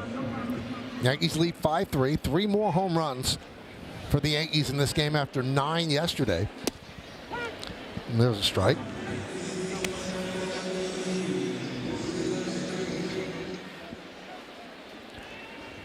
Five runs on 4 hits for the Yankees, 3 runs on 5 hits for Milwaukee. How would you like to face Tim Hill, partner? It's not the release point I'm looking for, to tell you the truth. No. Line drive right at Chisholm. 1 away. Well, yesterday, as you may have noticed, we started notifying Comcast Xfinity customers that Comcast will drop the Yes Network tomorrow night. That's Monday night at midnight. Now we have in the booth with us John Littner, the President and Chief Executive Officer of the Yes Network. And John's going to speak about the situation. Welcome, John. Thank you, Michael. Wow, these are great seats. What an exciting start to the Yankee season. It's been quite the home run derby here. I just want to come on and explain to our great fans who watch the Yankees on Comcast Xfinity what Comcast has told us will happen to the Yes Network tomorrow night at midnight. Despite our attempts to negotiate a new carriage agreement with them, Comcast has refused to negotiate. Instead, they have informed us that they will drop the Yes Network from their programming lineup Monday night at midnight. So I just want to take a moment to explain what this is all about. Over the last 20-plus years, Yes has been widely distributed on expanded basic cable by Comcast and by our other distributors in the tri-state region. And that wide distribution has included equal carriage for all the regional sports networks in this market, including SNY and MSG. In fact, in the last 12 to 15 months, we have reached agreements with all of our largest distributors to continue to provide wide distribution for Yes on expanded basic or on a equivalent broadly distributed package, so our great fans, our most loyal fans, can continue to enjoy Yankees baseball on Yes just as they can today. So what is happening right now with Comcast, based on their unwillingness to carry Yes in the same package as their own network, SNY, is this: they are demanding that Yes move to a more expensive digital package that will cost you, its loyal customers, $20 more per month. At the same time, Comcast continues to give their own networks, including SNY, preferential treatment by keeping them in the less costly package. And this is exactly the bullying tactic Comcast used against MSG networks a few years ago, which resulted in MSG being dropped by Comcast. I guess it's the Comcast playbook to favor their own networks and disadvantage networks they do not own.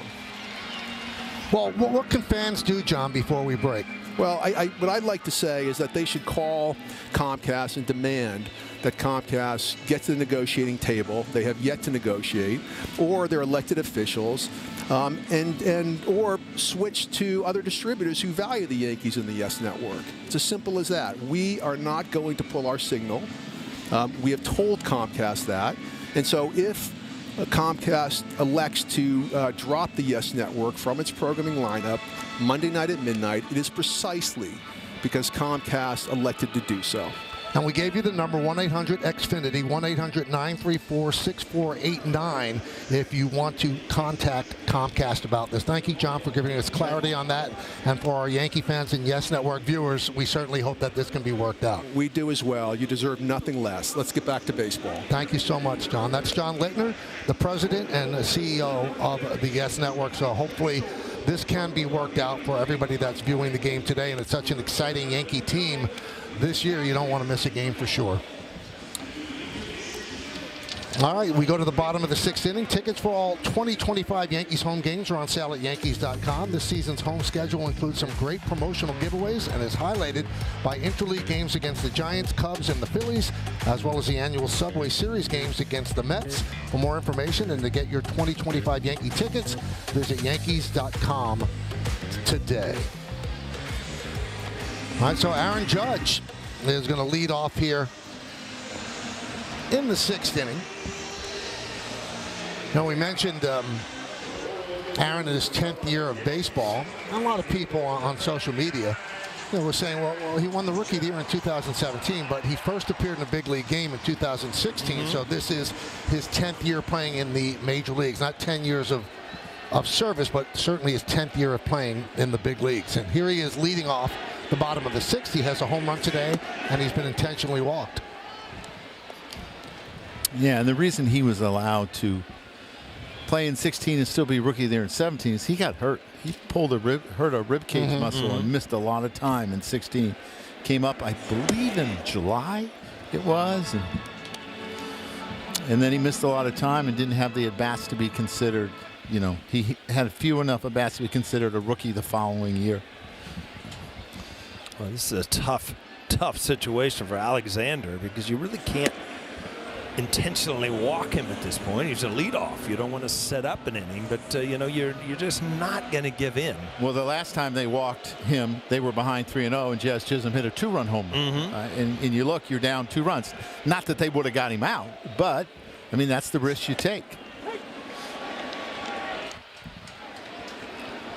I will always remember Judge's first home run because Joe Torre was in the booth, and he hit the ball against the restaurant over Monument Park. The first of many to come. Who was the other young kid that hit one that day? It was right before him. They went back to back. Austin something? Yes.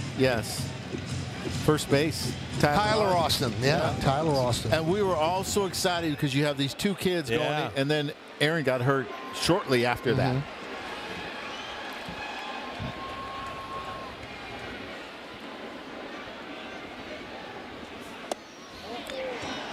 So Judge works a walk. Alexander did go after him, and that was a very close pitch, but Judge eyeballed it and takes ball 4 to walk for the second time. Let's take a look at the Audi around the majors. Shohei Ohtani threw his first bullpen since February 25th. He could make his pitching debut in May.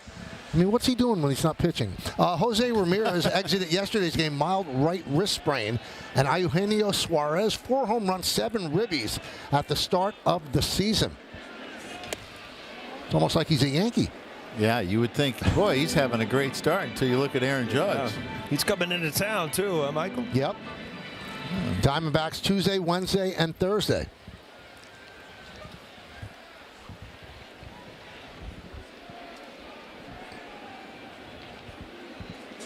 You know, we talked yesterday about the Yankees with the what they're calling the torpedo bats, and boy, it certainly got a lot of attention around Major League Baseball. And you know, what Major League Baseball came out and said right away, you know, this is totally legal. And some of the players don't use it. I think there's only 4 or 5 now. Jazz is one of the guys that use it, and you actually saw the bat down in the clubhouse. Yeah, I went down intentionally to take a look at it, and when I picked it up, I'm like, wow, this feels great. Because as a hitter, you always want to look at the barrel of your bat. As you know, it just looks like it wants to hit, and then that one did hit. Chisholm hits a ball through the right side, but it much resembles kind of a bowling pin. And what you've done is, you know, if you look at the rules, it doesn't have anything to even suggest that it's against the rules. You've taken some of the wood from the top of the bat and added it, you know, kind of rounded it off where you don't want to hit the ball on the end of the bat anyway. It just it's a good feeling bat, and it almost personalized the way you shape your bat. And that's that bat in use. And you can see it hit the thicker part of the bat. Now, the Yankees are designing the bats based on the profiles of their hitters to maximize the production at the plate. Now, everything is meticulously tailored to the individual hitters. Now, for the players who are interested, they researched and designed bats with the players in the loop throughout the process. It's much more involved than just giving out one standard bat to all of the players. And bat fitting is something that bat manufacturers have offered for years. It's also common in other sports such as golf and tennis. They're just trying to catch up and do what they can to tailor designs in-house. It's not forced on the players at all. The Yankees wanted to really stress that. Just like anything else, they want to provide and offer the players a wide array of options to improve their game and allow them to opt into what resonates most with them. Some guys won't use it. Some guys don't want to use it, like Aaron Judge doesn't use it. But it's interesting, and it does. I think the interesting thing about all this is that when you hear analytics, I think most fans look at it in a negative light. They think about how the game has become computerized. But the guys and gals at work in the analytics department of all teams, and we're talking about the Yankees now, they are trying to find an edge in every single thing, working within the margins, but finding an edge to make everybody better. And it shows you they're working countless hours to try to find stuff like this. So they saw so many balls hit at this part of the bat for some players. Let's make that part of the bat a little bit thicker. And, you know, yesterday, the day that we actually said it on the air, they go and hit 9 home runs. Well, and the interesting, I had people calling me saying, what, are the Yankees are making bats? They can't do that. I'm like, no, the Yankees aren't making the bat. Right. They're helping players come up with what is comfortable for them, profiling them, and then helping them design the bat to whatever company they like to use.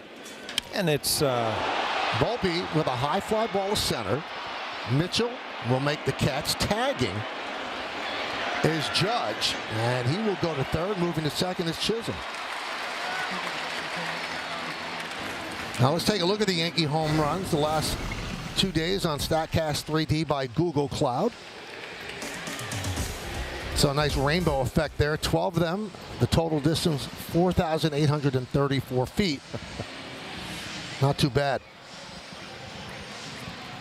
So That's working for some of those guys. You know what? And it's not like the Yankee organization is the only organization doing this. I mean, other teams are working on the same thing, so it's an option for everybody. Well, Milwaukee will go to the bullpen. Yankees have second and third, one out.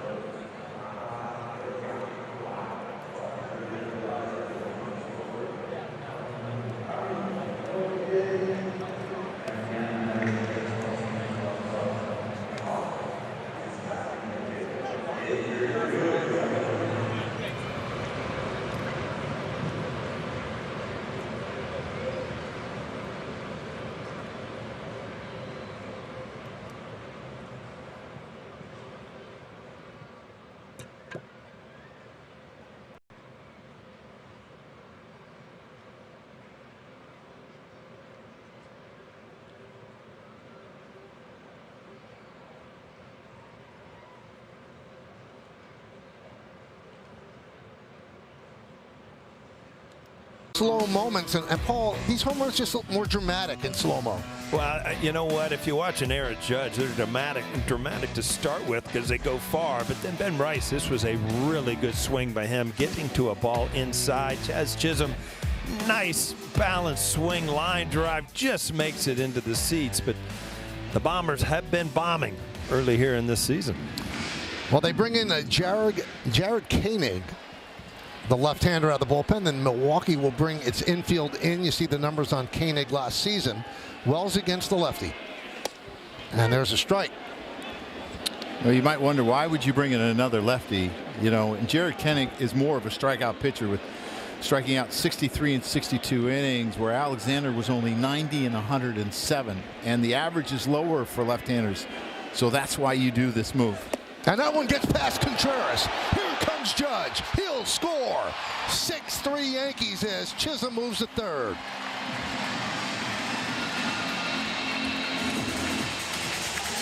Boy, really kind of dropped down there and just crossfired this in the other batter's box. Not a lot of chance.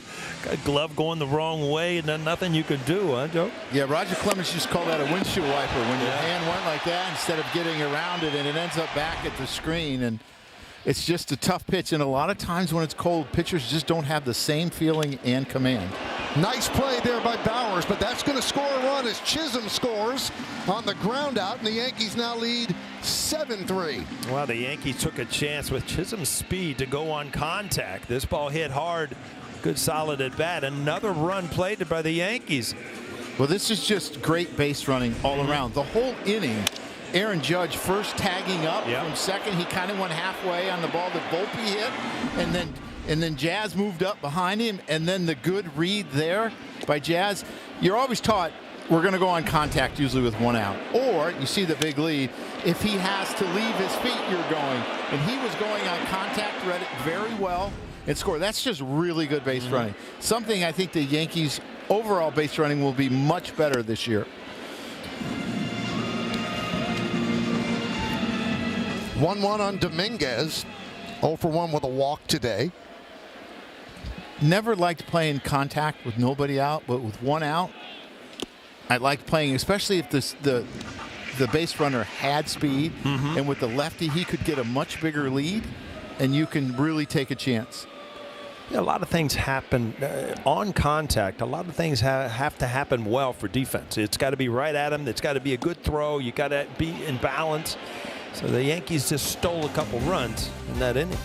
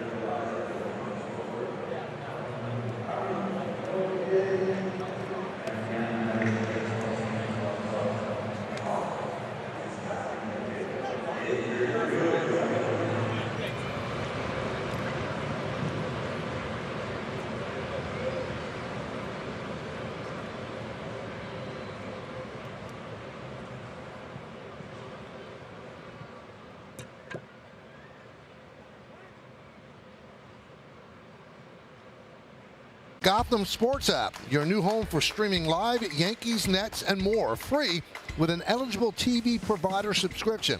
Download the Gotham Sports app now and sign in with your existing Yes app, username and password, or visit gothamsports.com to get streaming.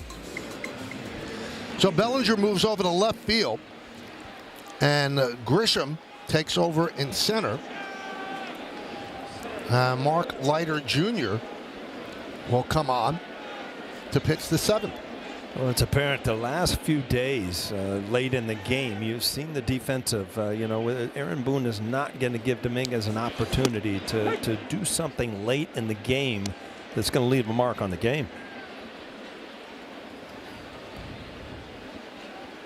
And that can change. If Dominguez shows that he can play left field, which I believe he can, he has all the tools to, then you'll get away from this. But right now, that's what's going to happen. One of the things I think they're being smart about, they want to get him through this homestand where there's not a glaring mistake out in the field, where it becomes what it became with Gary Sanchez, where everybody was looking pass ball, and it kind of bled into the offensive end of it.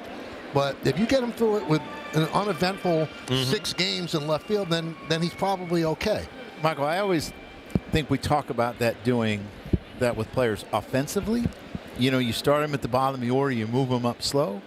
But it's a good idea to do it defensively because you don't want him to start hearing those noises and feel the pressure.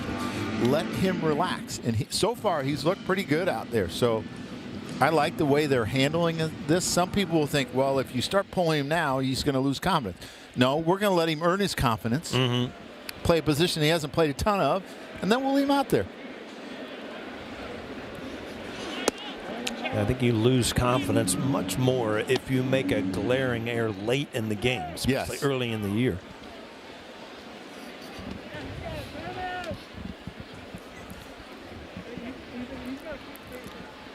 So 3-2 on Mitchell. Mark Leiter pitched a scoreless inning opening day with 2 strikes out, used his curveball and his split, really effective. The #1 split in baseball. Hitters hit .099 off that last year. Strike 3. Mitchell down looking. I think Mitchell was listening to your scouting report. That's he took right. a fastball right down the middle, huh? And that's the one thing that I've seen from Mark this spring. He's got more velocity. I know it is still spring, right? Yeah, it's spring. Yeah. Feels like winter, but it's spring. But he's got a little bit more on his fastball, which should help his slow curve and his split. Oh. Ortiz takes inside. Now, when Leiter came over in the trade last year, he struggled a little bit. But, boy, he opened some eyes in the postseason where he really stepped up and got really big outs for the Yankees. Probably taking some of that confidence that he gained into the season this year as Judge puts away the fly ball by Ortiz. Well, watching him pitch in Chicago, the one thing that I saw from him was nerves of steel. They brought him in every tough situation. Runners on first and second, 1 out. Bases loaded, nobody out. He was the guy that you felt good. It wasn't going to be too much for mentally and was able to make big pitches. Coming here, though, a team he probably grew up cheering for, maybe he put a little bit too much pressure on himself. He can pitch. Well, it kind of runs in the family. His dad was like that, and if you watched Al Leiter, his uncle, some of the biggest games he ever pitched, he excelled. Game 7 of a World Series, the 1-game playoff against the Reds when he was with the Mets. I mean, he just dealt, so it doesn't seem like they get fazed by pressure. So you're saying that's a gene you can pass on? I guess it is.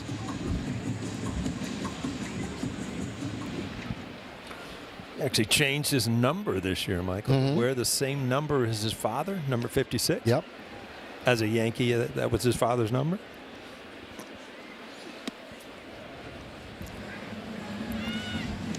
Two and 1 on Oliver Dunn.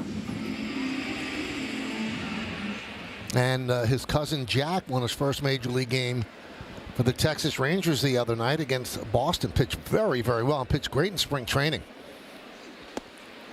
Throwing like 100-mile-an-hour fastballs, 8 pitches in a row. He's been dealing.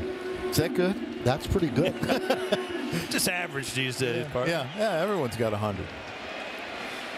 That's the pitch I think is the difference maker for Mark here too, is that slow curveball. People do not swing at it a lot. They take it all the time, and he's found a way to throw it for strikes to get ahead in the count where he doesn't have to show his split.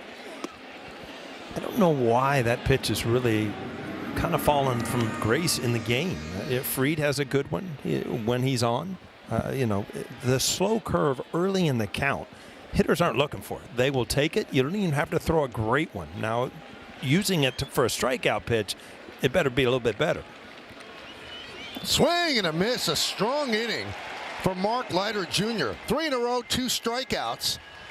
And at the end of 6.5 innings of play, it's time for the 7th inning stretch. Yankees lead this one by a score of 7-3, but we're going to stay right here as they honor America in the Bronx.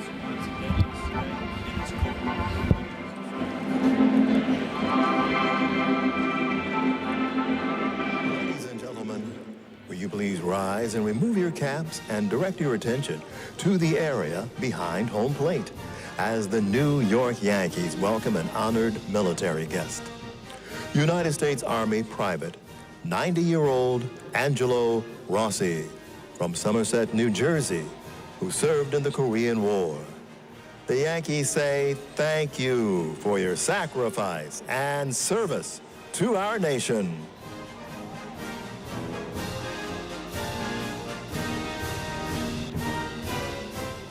And now, please join us in singing along with Robert Merrill's rendition of God Bless America. God bless America, land that I love. Stand beside her and guide her through the night with the light from above, from the mountains to the prairies, to the ocean, white with foam. God bless America, my home, sweet home. God bless America, my home, sweet home.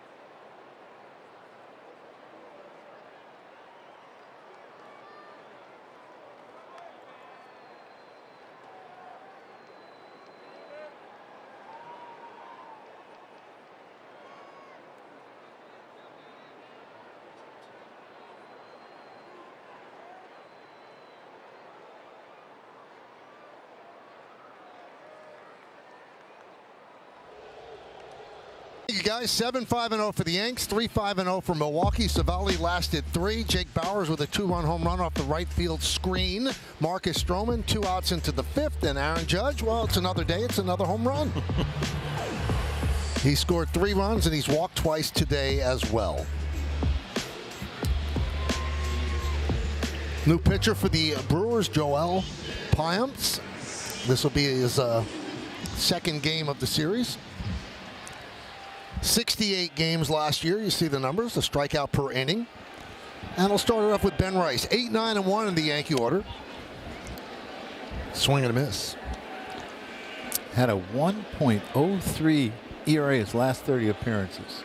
Talk about being big down the stretch. Yeah, you got hot. Pitchers get hot just like hitters do. Since joining Milwaukee in 2023, a 2.77 ERA for Payamps.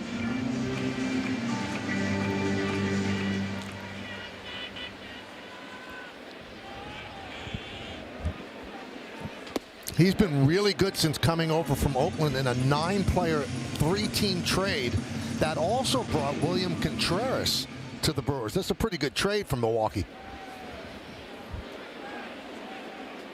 He's got a little snarl. Mm-hmm. Base hit past a lunging Turang into right field. So Ben Rice is 2 for 3 today. You know, one thing that extra strength does, and maybe the little bit extra bat speed, it sounds like he breaks his bat here, but he's strong enough still to get it by a Gold Glove, a Platinum Glove winner in Turang because of his strength. Let's see where this ball hits. Yeah, in towards the label. Not a good sound, but again, you're driving the ball a little bit harder. Ball finds its way through the infield. Here's Cabrera. There's a strike.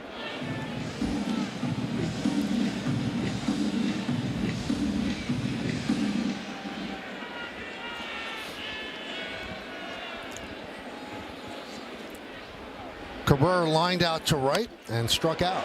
And there's a base hit to right. Cutting over is Frelick. He'll fire to second, and the Yankees are playing the corners. First and third, nobody out.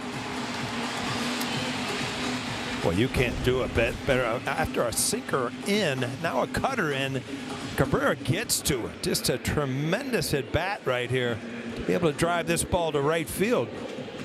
Look how he uses his legs and keeps his head down on the ball that keeps him from top. If that head comes up a little bit, he tops that ball, and that's a ground ball to first base. Again, good base running by the Yankees. Get that little beehive going. First to third, first to third.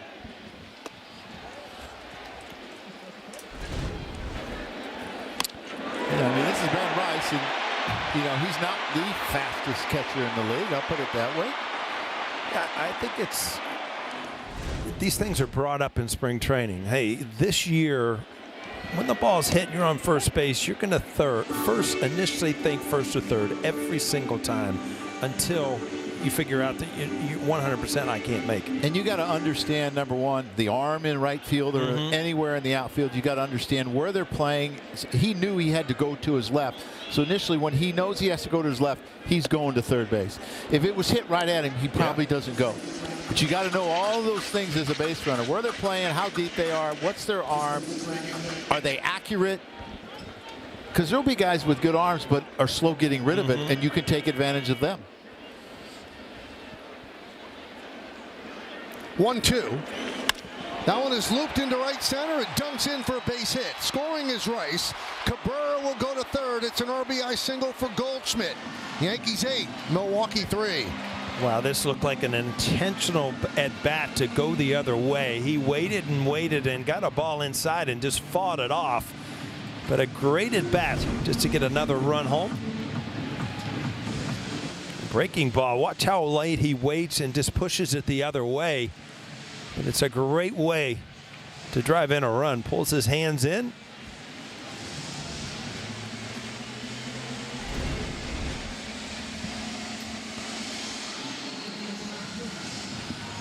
So that'll bring up Cody Bellinger. He is 0 for 3 this afternoon. Tried out every outfielder. Take a look at the optimum don't take slow for an answer replay. And this is the catch that he made. Great jump on the ball, and he just stays with it. And the other thing about Cody is he's very good at getting rid of the ball, and he's got a very accurate arm. Just an outstanding play early in the game. Marcus Stroman showed him a little bit of love because he really appreciated it. It looked like it was going to be a for sure double, and he ran it down. So Bellinger is 4 for 10 so far in the early going. 0 for 3 today. And after a long conference at the mound, Payamp starts him out with a breaking ball outside.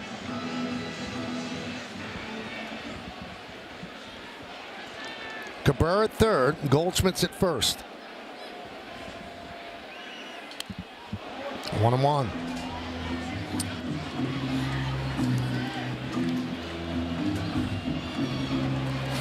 Well, you're going to see that Cabrera gets a pretty big lead here, but with a left-handed hitter, the catcher's got an open throwing lane. You really got to rely on your third base coach to let you know to get back if they're going to try a pickoff. So I was always uncomfortable getting a big lead because I was afraid that I was going to get picked. Especially with nobody out, you can't get picked. Can't let him turn a double play, right? You can't do that, but you can't get picked off here. Usually get a lead is about as big as the third baseman is away from third base. Well, it's not the most important thing was when that ball got into the hitting area, you wanted to be on your front foot. So if you needed to go on a pass ball or a chopper or something like that, that you were already going towards home plate. Driven into center field. Mitchell back, still back, drifting back and makes the play on the warning track. Tagging Cabrera. He'll score easily on the sac fly by Bellinger. And the Yankees keep building on the lead. It's 9-3. That'll bring up Judge, and it brings us to the Audi electric moment. Experience a fully electric Audi vehicle at your local Tri-State Audi dealer today. Well, you might have put an S on the end of that moment because he's had a lot of them here early in the series. I mean, he is just on fire. Another home run today. And back at the plate. 3 runs scored for Judge. So the home run that Paul talked about, an intentional walk and then a more traditional walk, and he scored on both of them. 6 for 11 this year, 4 home runs and 11 ribbies.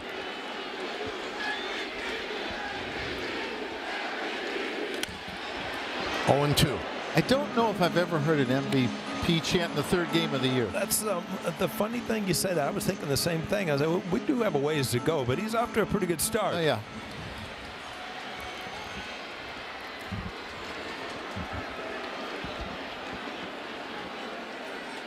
He's halfway to a good month in 3 days. Yeah, there's guys in the game, and I used to always kind of be envious of the guys that could get, put this many numbers up that quick.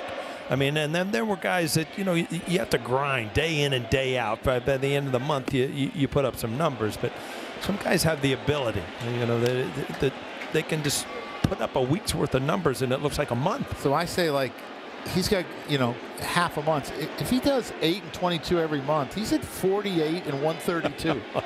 That's quick math there, Park. Yeah. And walking him hasn't helped him because of what guys have done behind him. Jazz has had a good day, a homer and a single after a walk, so a couple of RBIs there.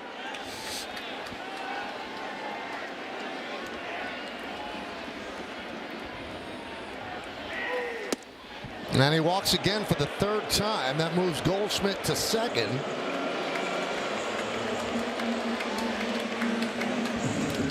Looks so comfortable taking those close pitches now. And that was right when he came to the major leagues. Every once in a while, he'd leave the strike zone. He is so much improved at just swinging at strikes.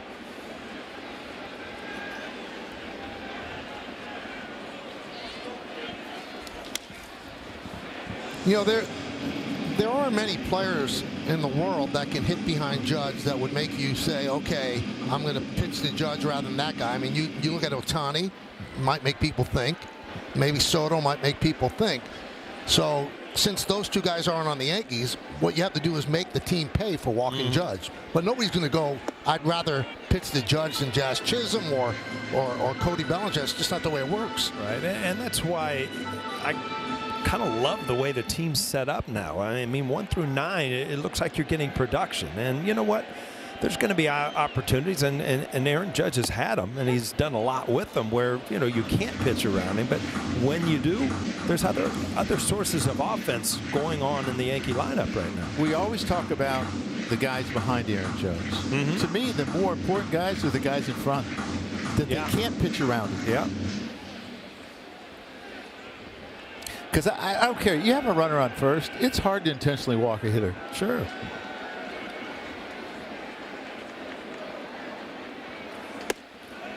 Two and two on Chisholm. Jazz with a 2-run home run, and then a single and another run scored in the 6th. Contreras is probably thinking, well, we haven't gotten him out in 5 years. Goldie at second, so maybe try to pick him off.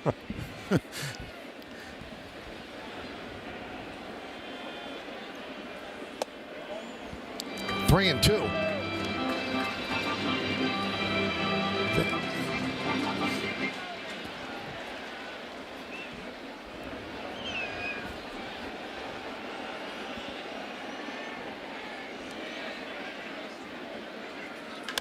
High drive, right field. See ya. A 3-run home run for Jazz Chisholm. The balls just keep flying out in the Bronx.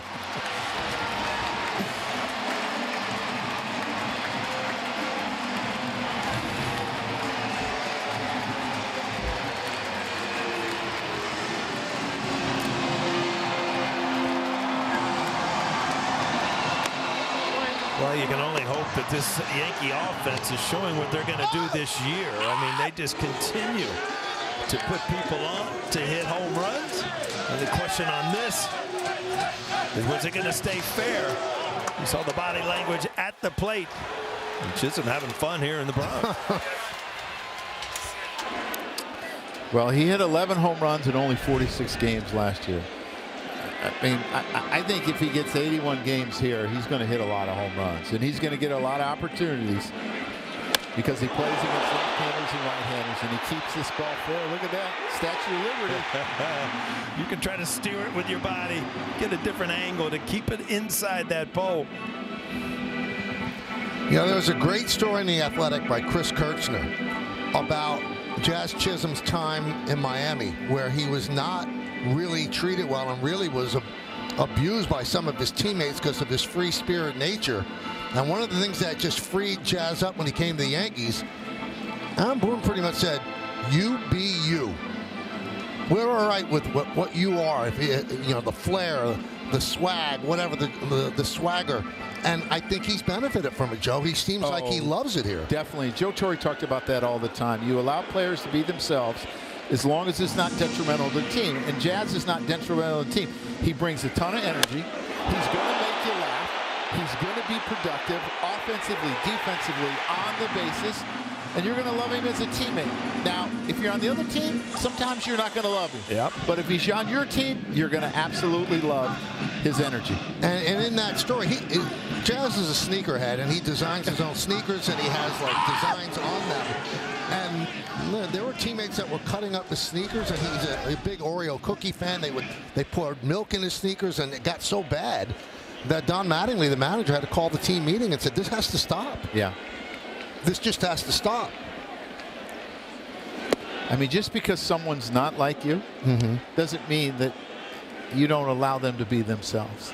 And I think it's a great lesson as a teammate. Not everyone's going to be like you as a coach, a manager, as a broadcaster. Not everyone's going to be like you. But if it works for them, let it work. Jazz's 6 multi-home run game. He had 3 with the Marlins and 403 total games. He has 3 with the Yankees, 49 total games. Anthony Volpe gets moved back.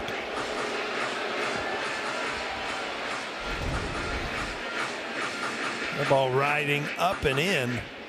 Anthony Volpe kind of on top of the plate. All of a sudden, that'll get your attention. Yeah, Payamps has always had that run to his fastball.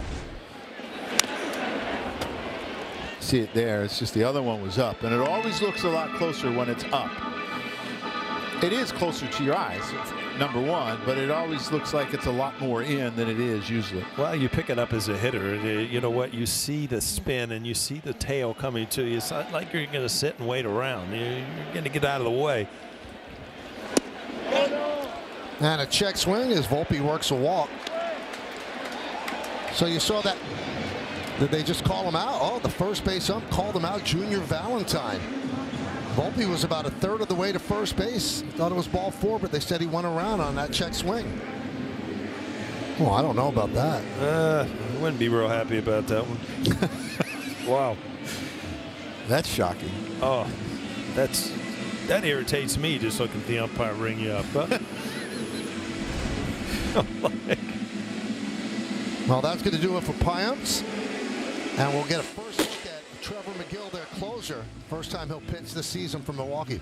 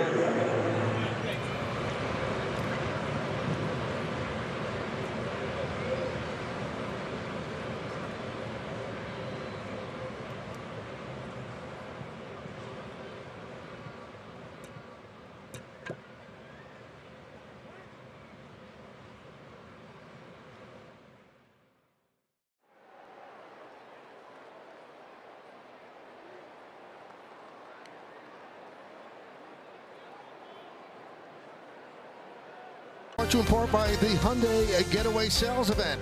Deals so right, it almost feels wrong. Only at your local Hyundai dealer.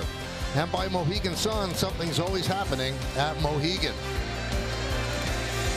So we showed you the stat earlier in the inning. 36 runs over the first 3 games. The most the Yankees have ever scored in the first 3 games of the season.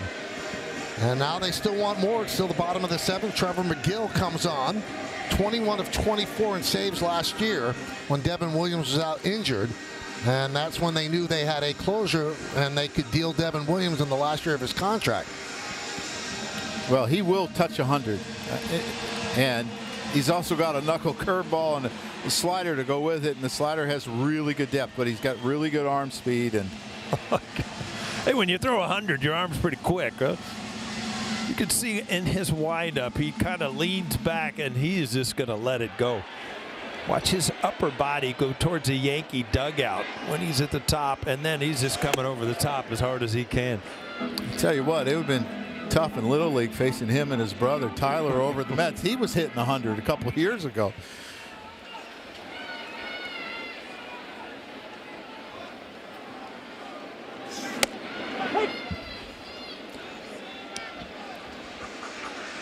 One and one on Wells. Wells 0 for 3 today.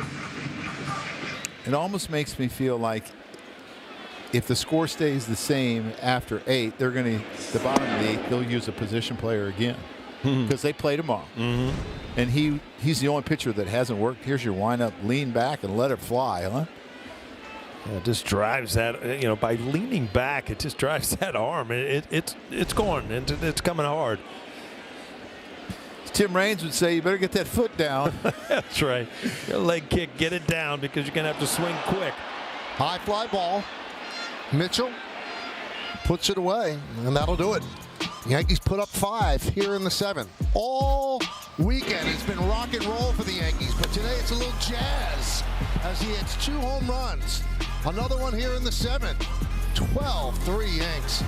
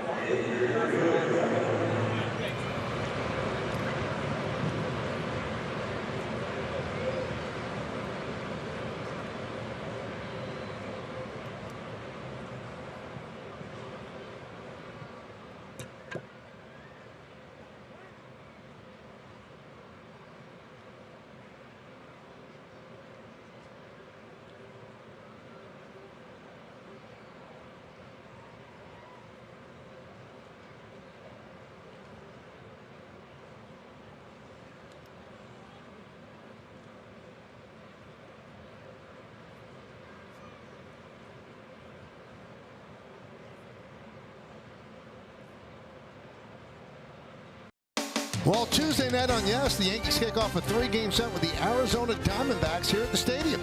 Coverage begins at 6 with Audi batting practice and the pregame. Then first pitch will be just after 7 on Yes and the Gotham Sports app. Fernando Cruz, his Yankee debut. Hyundai scoreboard 12-3. Yankees lead as we go to the 8th inning. Really high strikeout rate last year. Walks a few too many home runs. He was susceptible to it, but he has a great split as well. Third highest strikeout rate in baseball last year, 37.8. The soft tosser Mason Miller was number 1, about 102, and Edwin Diaz was number 2.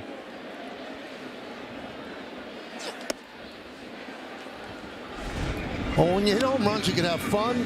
He's having fun with Pat Rossler, the assistant hitting coach of the Yankees. Taking a bite out of his arm. Yeah.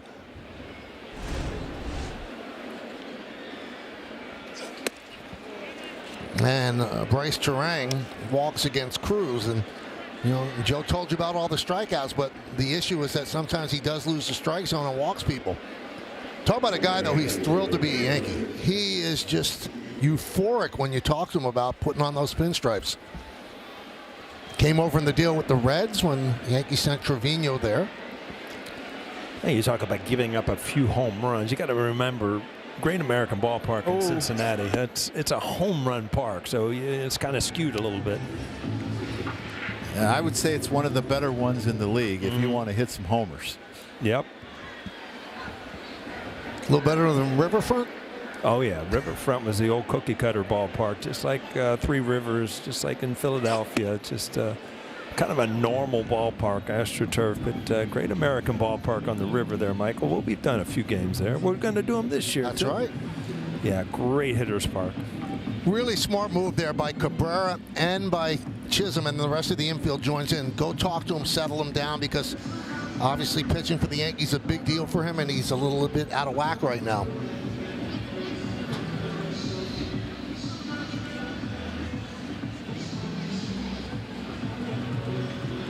Who's in the... Yeah, you look where you're talking about the barrel of the bat. See, that's a little towards the label. This also, both of them ended up in the seats. First one, he hit like 109 miles an hour. It was a rocket.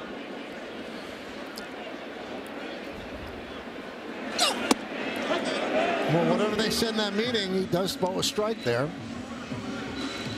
2-1 on Churio. Yankees up by 9.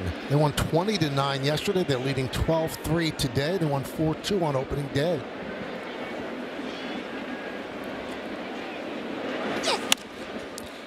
Pop foul and out of play. Well, the Yankees in games against Milwaukee, at Milwaukee, scored 30 runs in back-to-back games. And you think, oh, it can't get any worse.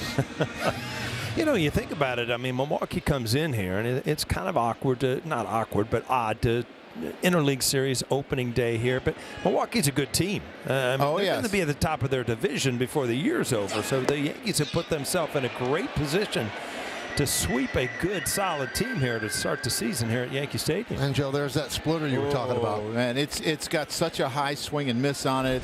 I mean, hitters hit 116 off of this pitch. I mean, look at that. I mean, that's a split. Yeah. Really like it fell off a table. Yes. That's not fair. No, and the weird thing is, and you see right there, it slips out of the hand, but the arm, as the hitter's picking up the arm speed, it's the same as a fastball. And you commit to it, and then it's nowhere to be found. There's Vinny Capra pinch hitting for Yelich. That one's popped up. Who's going to get it? Wall says, I'll take it.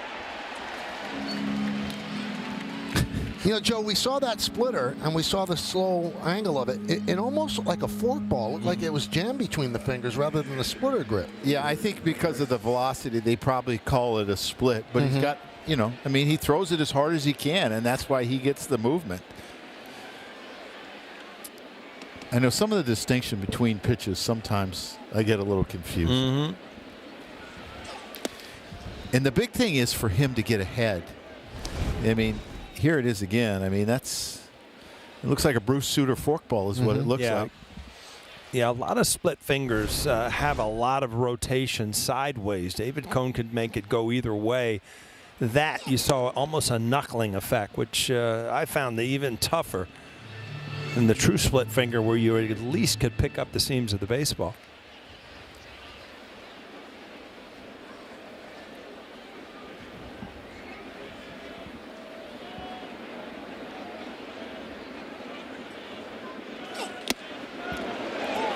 I mean, that's the pitch he has to be able to throw for a strike, is that slider. If he can make a good pitch with that, again, you're not showing your best pitch, your strikeout pitch, until the end of the at-bat.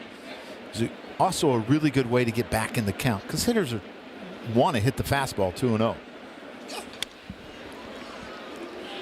2-2. You were ducking over here. I couldn't pick it up. It went through the monitor. That thing started ricocheting up here. I was coming your way.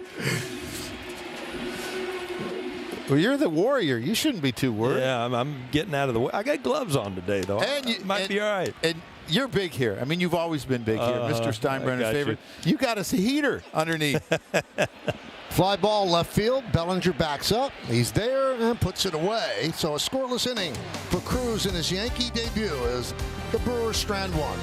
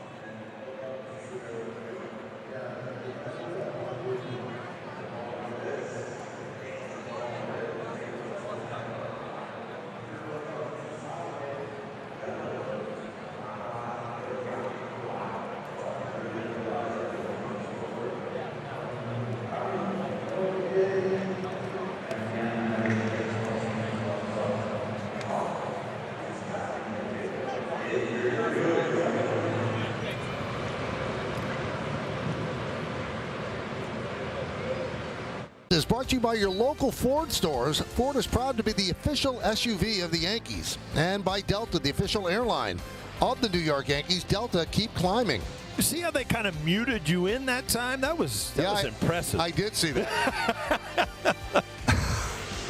Jake Bauer's in for the second straight day, so I'm sure he's not going to pitch tomorrow. You don't go 3 days in a row. No, he's going to let her rip today.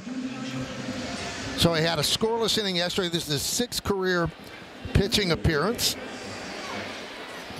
And Trent Grisham will get an at-bat against him.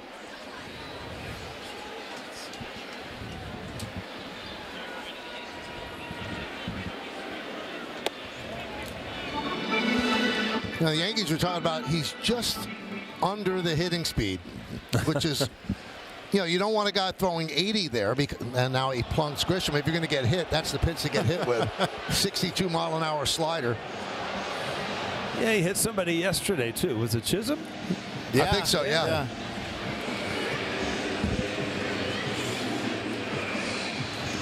And you talked about when you pitched for the Reds, a 2-inning outing, but you were trying to really throw hard at the beginning. Yeah, because I was still, I still had memories of pitching in high school, and you could tell that Bowers is just trying to throw strikes and hopefully you hit a ball at somebody. But I took it a little more serious than I should have. You hurt your arm for a couple of years, right? It didn't bounce back. Next spring training, it still hurt. Is that why you kicked the ball the one time? Yeah, Did that's your arm hurt? The alternative. If you can't throw, you might as well kick it. That one's popped up. So I'd ask you, who's got priority? A third baseman playing first or the first baseman pitching? Yeah, you got Bowers, who is an everyday player, so you don't have to call him off as a pitcher. And has played the outfield, too. You get in these situations as a manager, and I would always go up to the position player and say, please, don't throw hard. Just lob it in there. Yeah. Because you don't want him to get hurt. Jose Canseco hurt his arm. Yeah. Remember in Boggs' pitch, he was throwing knuckleballs, though, out in Anaheim then. Oh, I was glad Joe took me out. He put Jorge in to catch. I was so thankful. That was a base hit for Oswaldo Cabrera. He's 2 for 4. If you want to have a little laugh today, Joe, okay, just go to Paul O'Neill's baseball reference page. Oh, yeah? Where it Something says, important? throws right, kicks left. Oh, here we go. Look at you. Uh-huh. Oh, Yeah. Chuck and Duck. That's What right. happened? You're allowed to catch it. You got to hit your location. Remember that? Oh, now they're going to show a home run. How about the strikeouts? Come on, Troy, down in the truck. I had a couple strikeouts. Who hit the home run? Ozzie Virgil. Well, you say that with disgust. I had lost my heater by then. I was worn out. And another hit for Paul Goldschmidt. And the Yankees have the bases loaded, so Goldschmidt is 3 for 5, and he has owned the Milwaukee Brewers in his career. I'll tell you what, he's owned the leadoff spot. You think about what he did yesterday. He was on base 4 times yesterday. I'm looking at that Milwaukee jersey, Michael. You know who's watching the game today? Who's that? Got to be Laverne and Shirley. They're from Milwaukee, right? Yes. Huh? And Lenny and Squiggy. Lenny and Squiggy. Yeah. Big Ragu. Probably hanging on the couch watching the Yankees beat them up. Pablo Reyes pinch hitting for Bellinger, pops that one up, and Dunn makes the play. There was so much scoring yesterday, guys, that Jason Zillow, head of media relations for the Yankees, said the Hall of Fame wanted my scorebook. So there it is. I'm glad it was kind of neat, and I guess that's the way I'm going to get to Cooperstown. Nice. Pretty cool. It's impressive. It's like a work of art. Very honored. Here's Peraza pinch hitting for Judge. So the crowd of 41,803, not very happy right now. No. Ground ball to third. And that'll do it. So another scoreless inning for Jake Bowers. 2 scoreless innings, 2 days. We go to the ninth.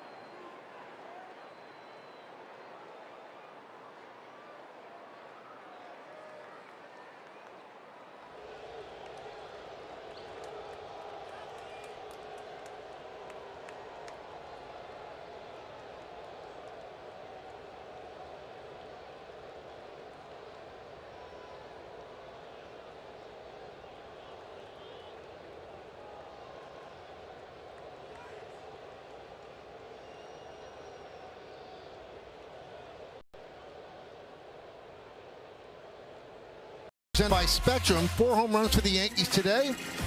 Hardest hit was by Aaron Judge. Ben Rice, 103.7. Chisholm went both ways. He had a fastball, then a changeup on the second home run, 109 to 99.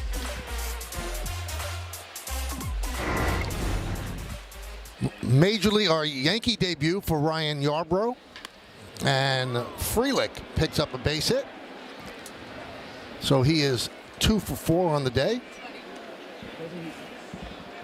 Get free MLB.tv with T-Mobile. Redeem today at T-Mobile.com/MLB. See the numbers by Ryan Yarbrough. Those 98 2/3 are the most by any reliever in baseball last year. Lefties really struggled against him, hitting under 200. His opponent's average was only 201. He was the original bulk guy. Yeah, down in Tampa Bay. Yeah. Jake Bauer's not careful. He's going to be the bulk guy, or maybe the opener. That's right. 2 scoreless innings. I mean, it'd be hard to figure. I can't ever remember even hearing about an everyday player pitching back-to-back games. Huh? It's not good for the team that's throwing him out there, I can tell you that. Well, the last 2 games, the Yankees have scored in 11 of the 16 innings in which they've batted. So that means 5 innings they didn't score, and 2 of the 5 scoreless innings were by Jake Bauers. But he's probably thinking, you know what? This has worked out for Ohtani. Let me do it. The only problem is Ohtani throws 100. It doubled his value. Yeah.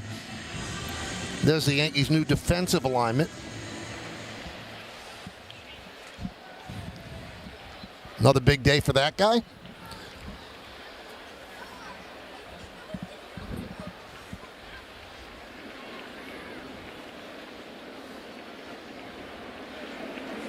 Inside.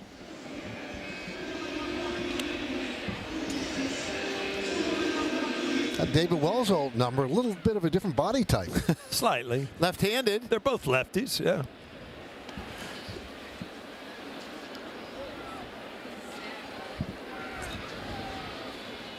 Swing and a miss. Bauers down on strikes. Well, fans, after the final out, get highlights, analysis, clubhouse interviews, and we'll hear from the manager. Plus, a look ahead to the series with the Diamondbacks. It's all coming up on the W.B. Mason Yankees postgame.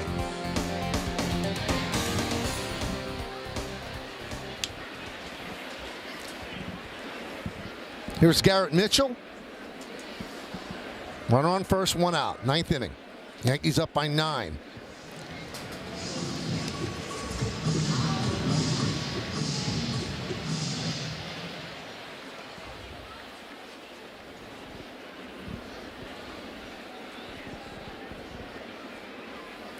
They play him to pull in the infield. Volpe not behind the bag, but as far as you can go, staying within the rules. And the third baseman, Peraza, playing where Volpe would be playing.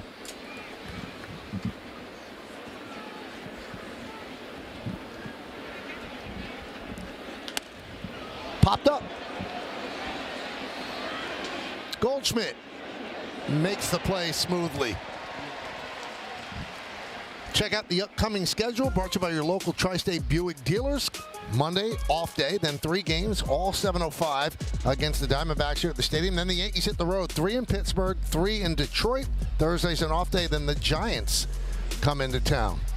Michael, I know that Paul is probably not on that road trip to Pittsburgh and Detroit. Pittsburgh, Detroit in April. It's me and Mr. Flaherty. You see this heater he got underneath? Yeah. You may want to take that with you. Yeah, just leave it here for this week. Don't pack it up until we're done. Yeah, you can pack it up Thursday. Wow. Michael, you remember we did.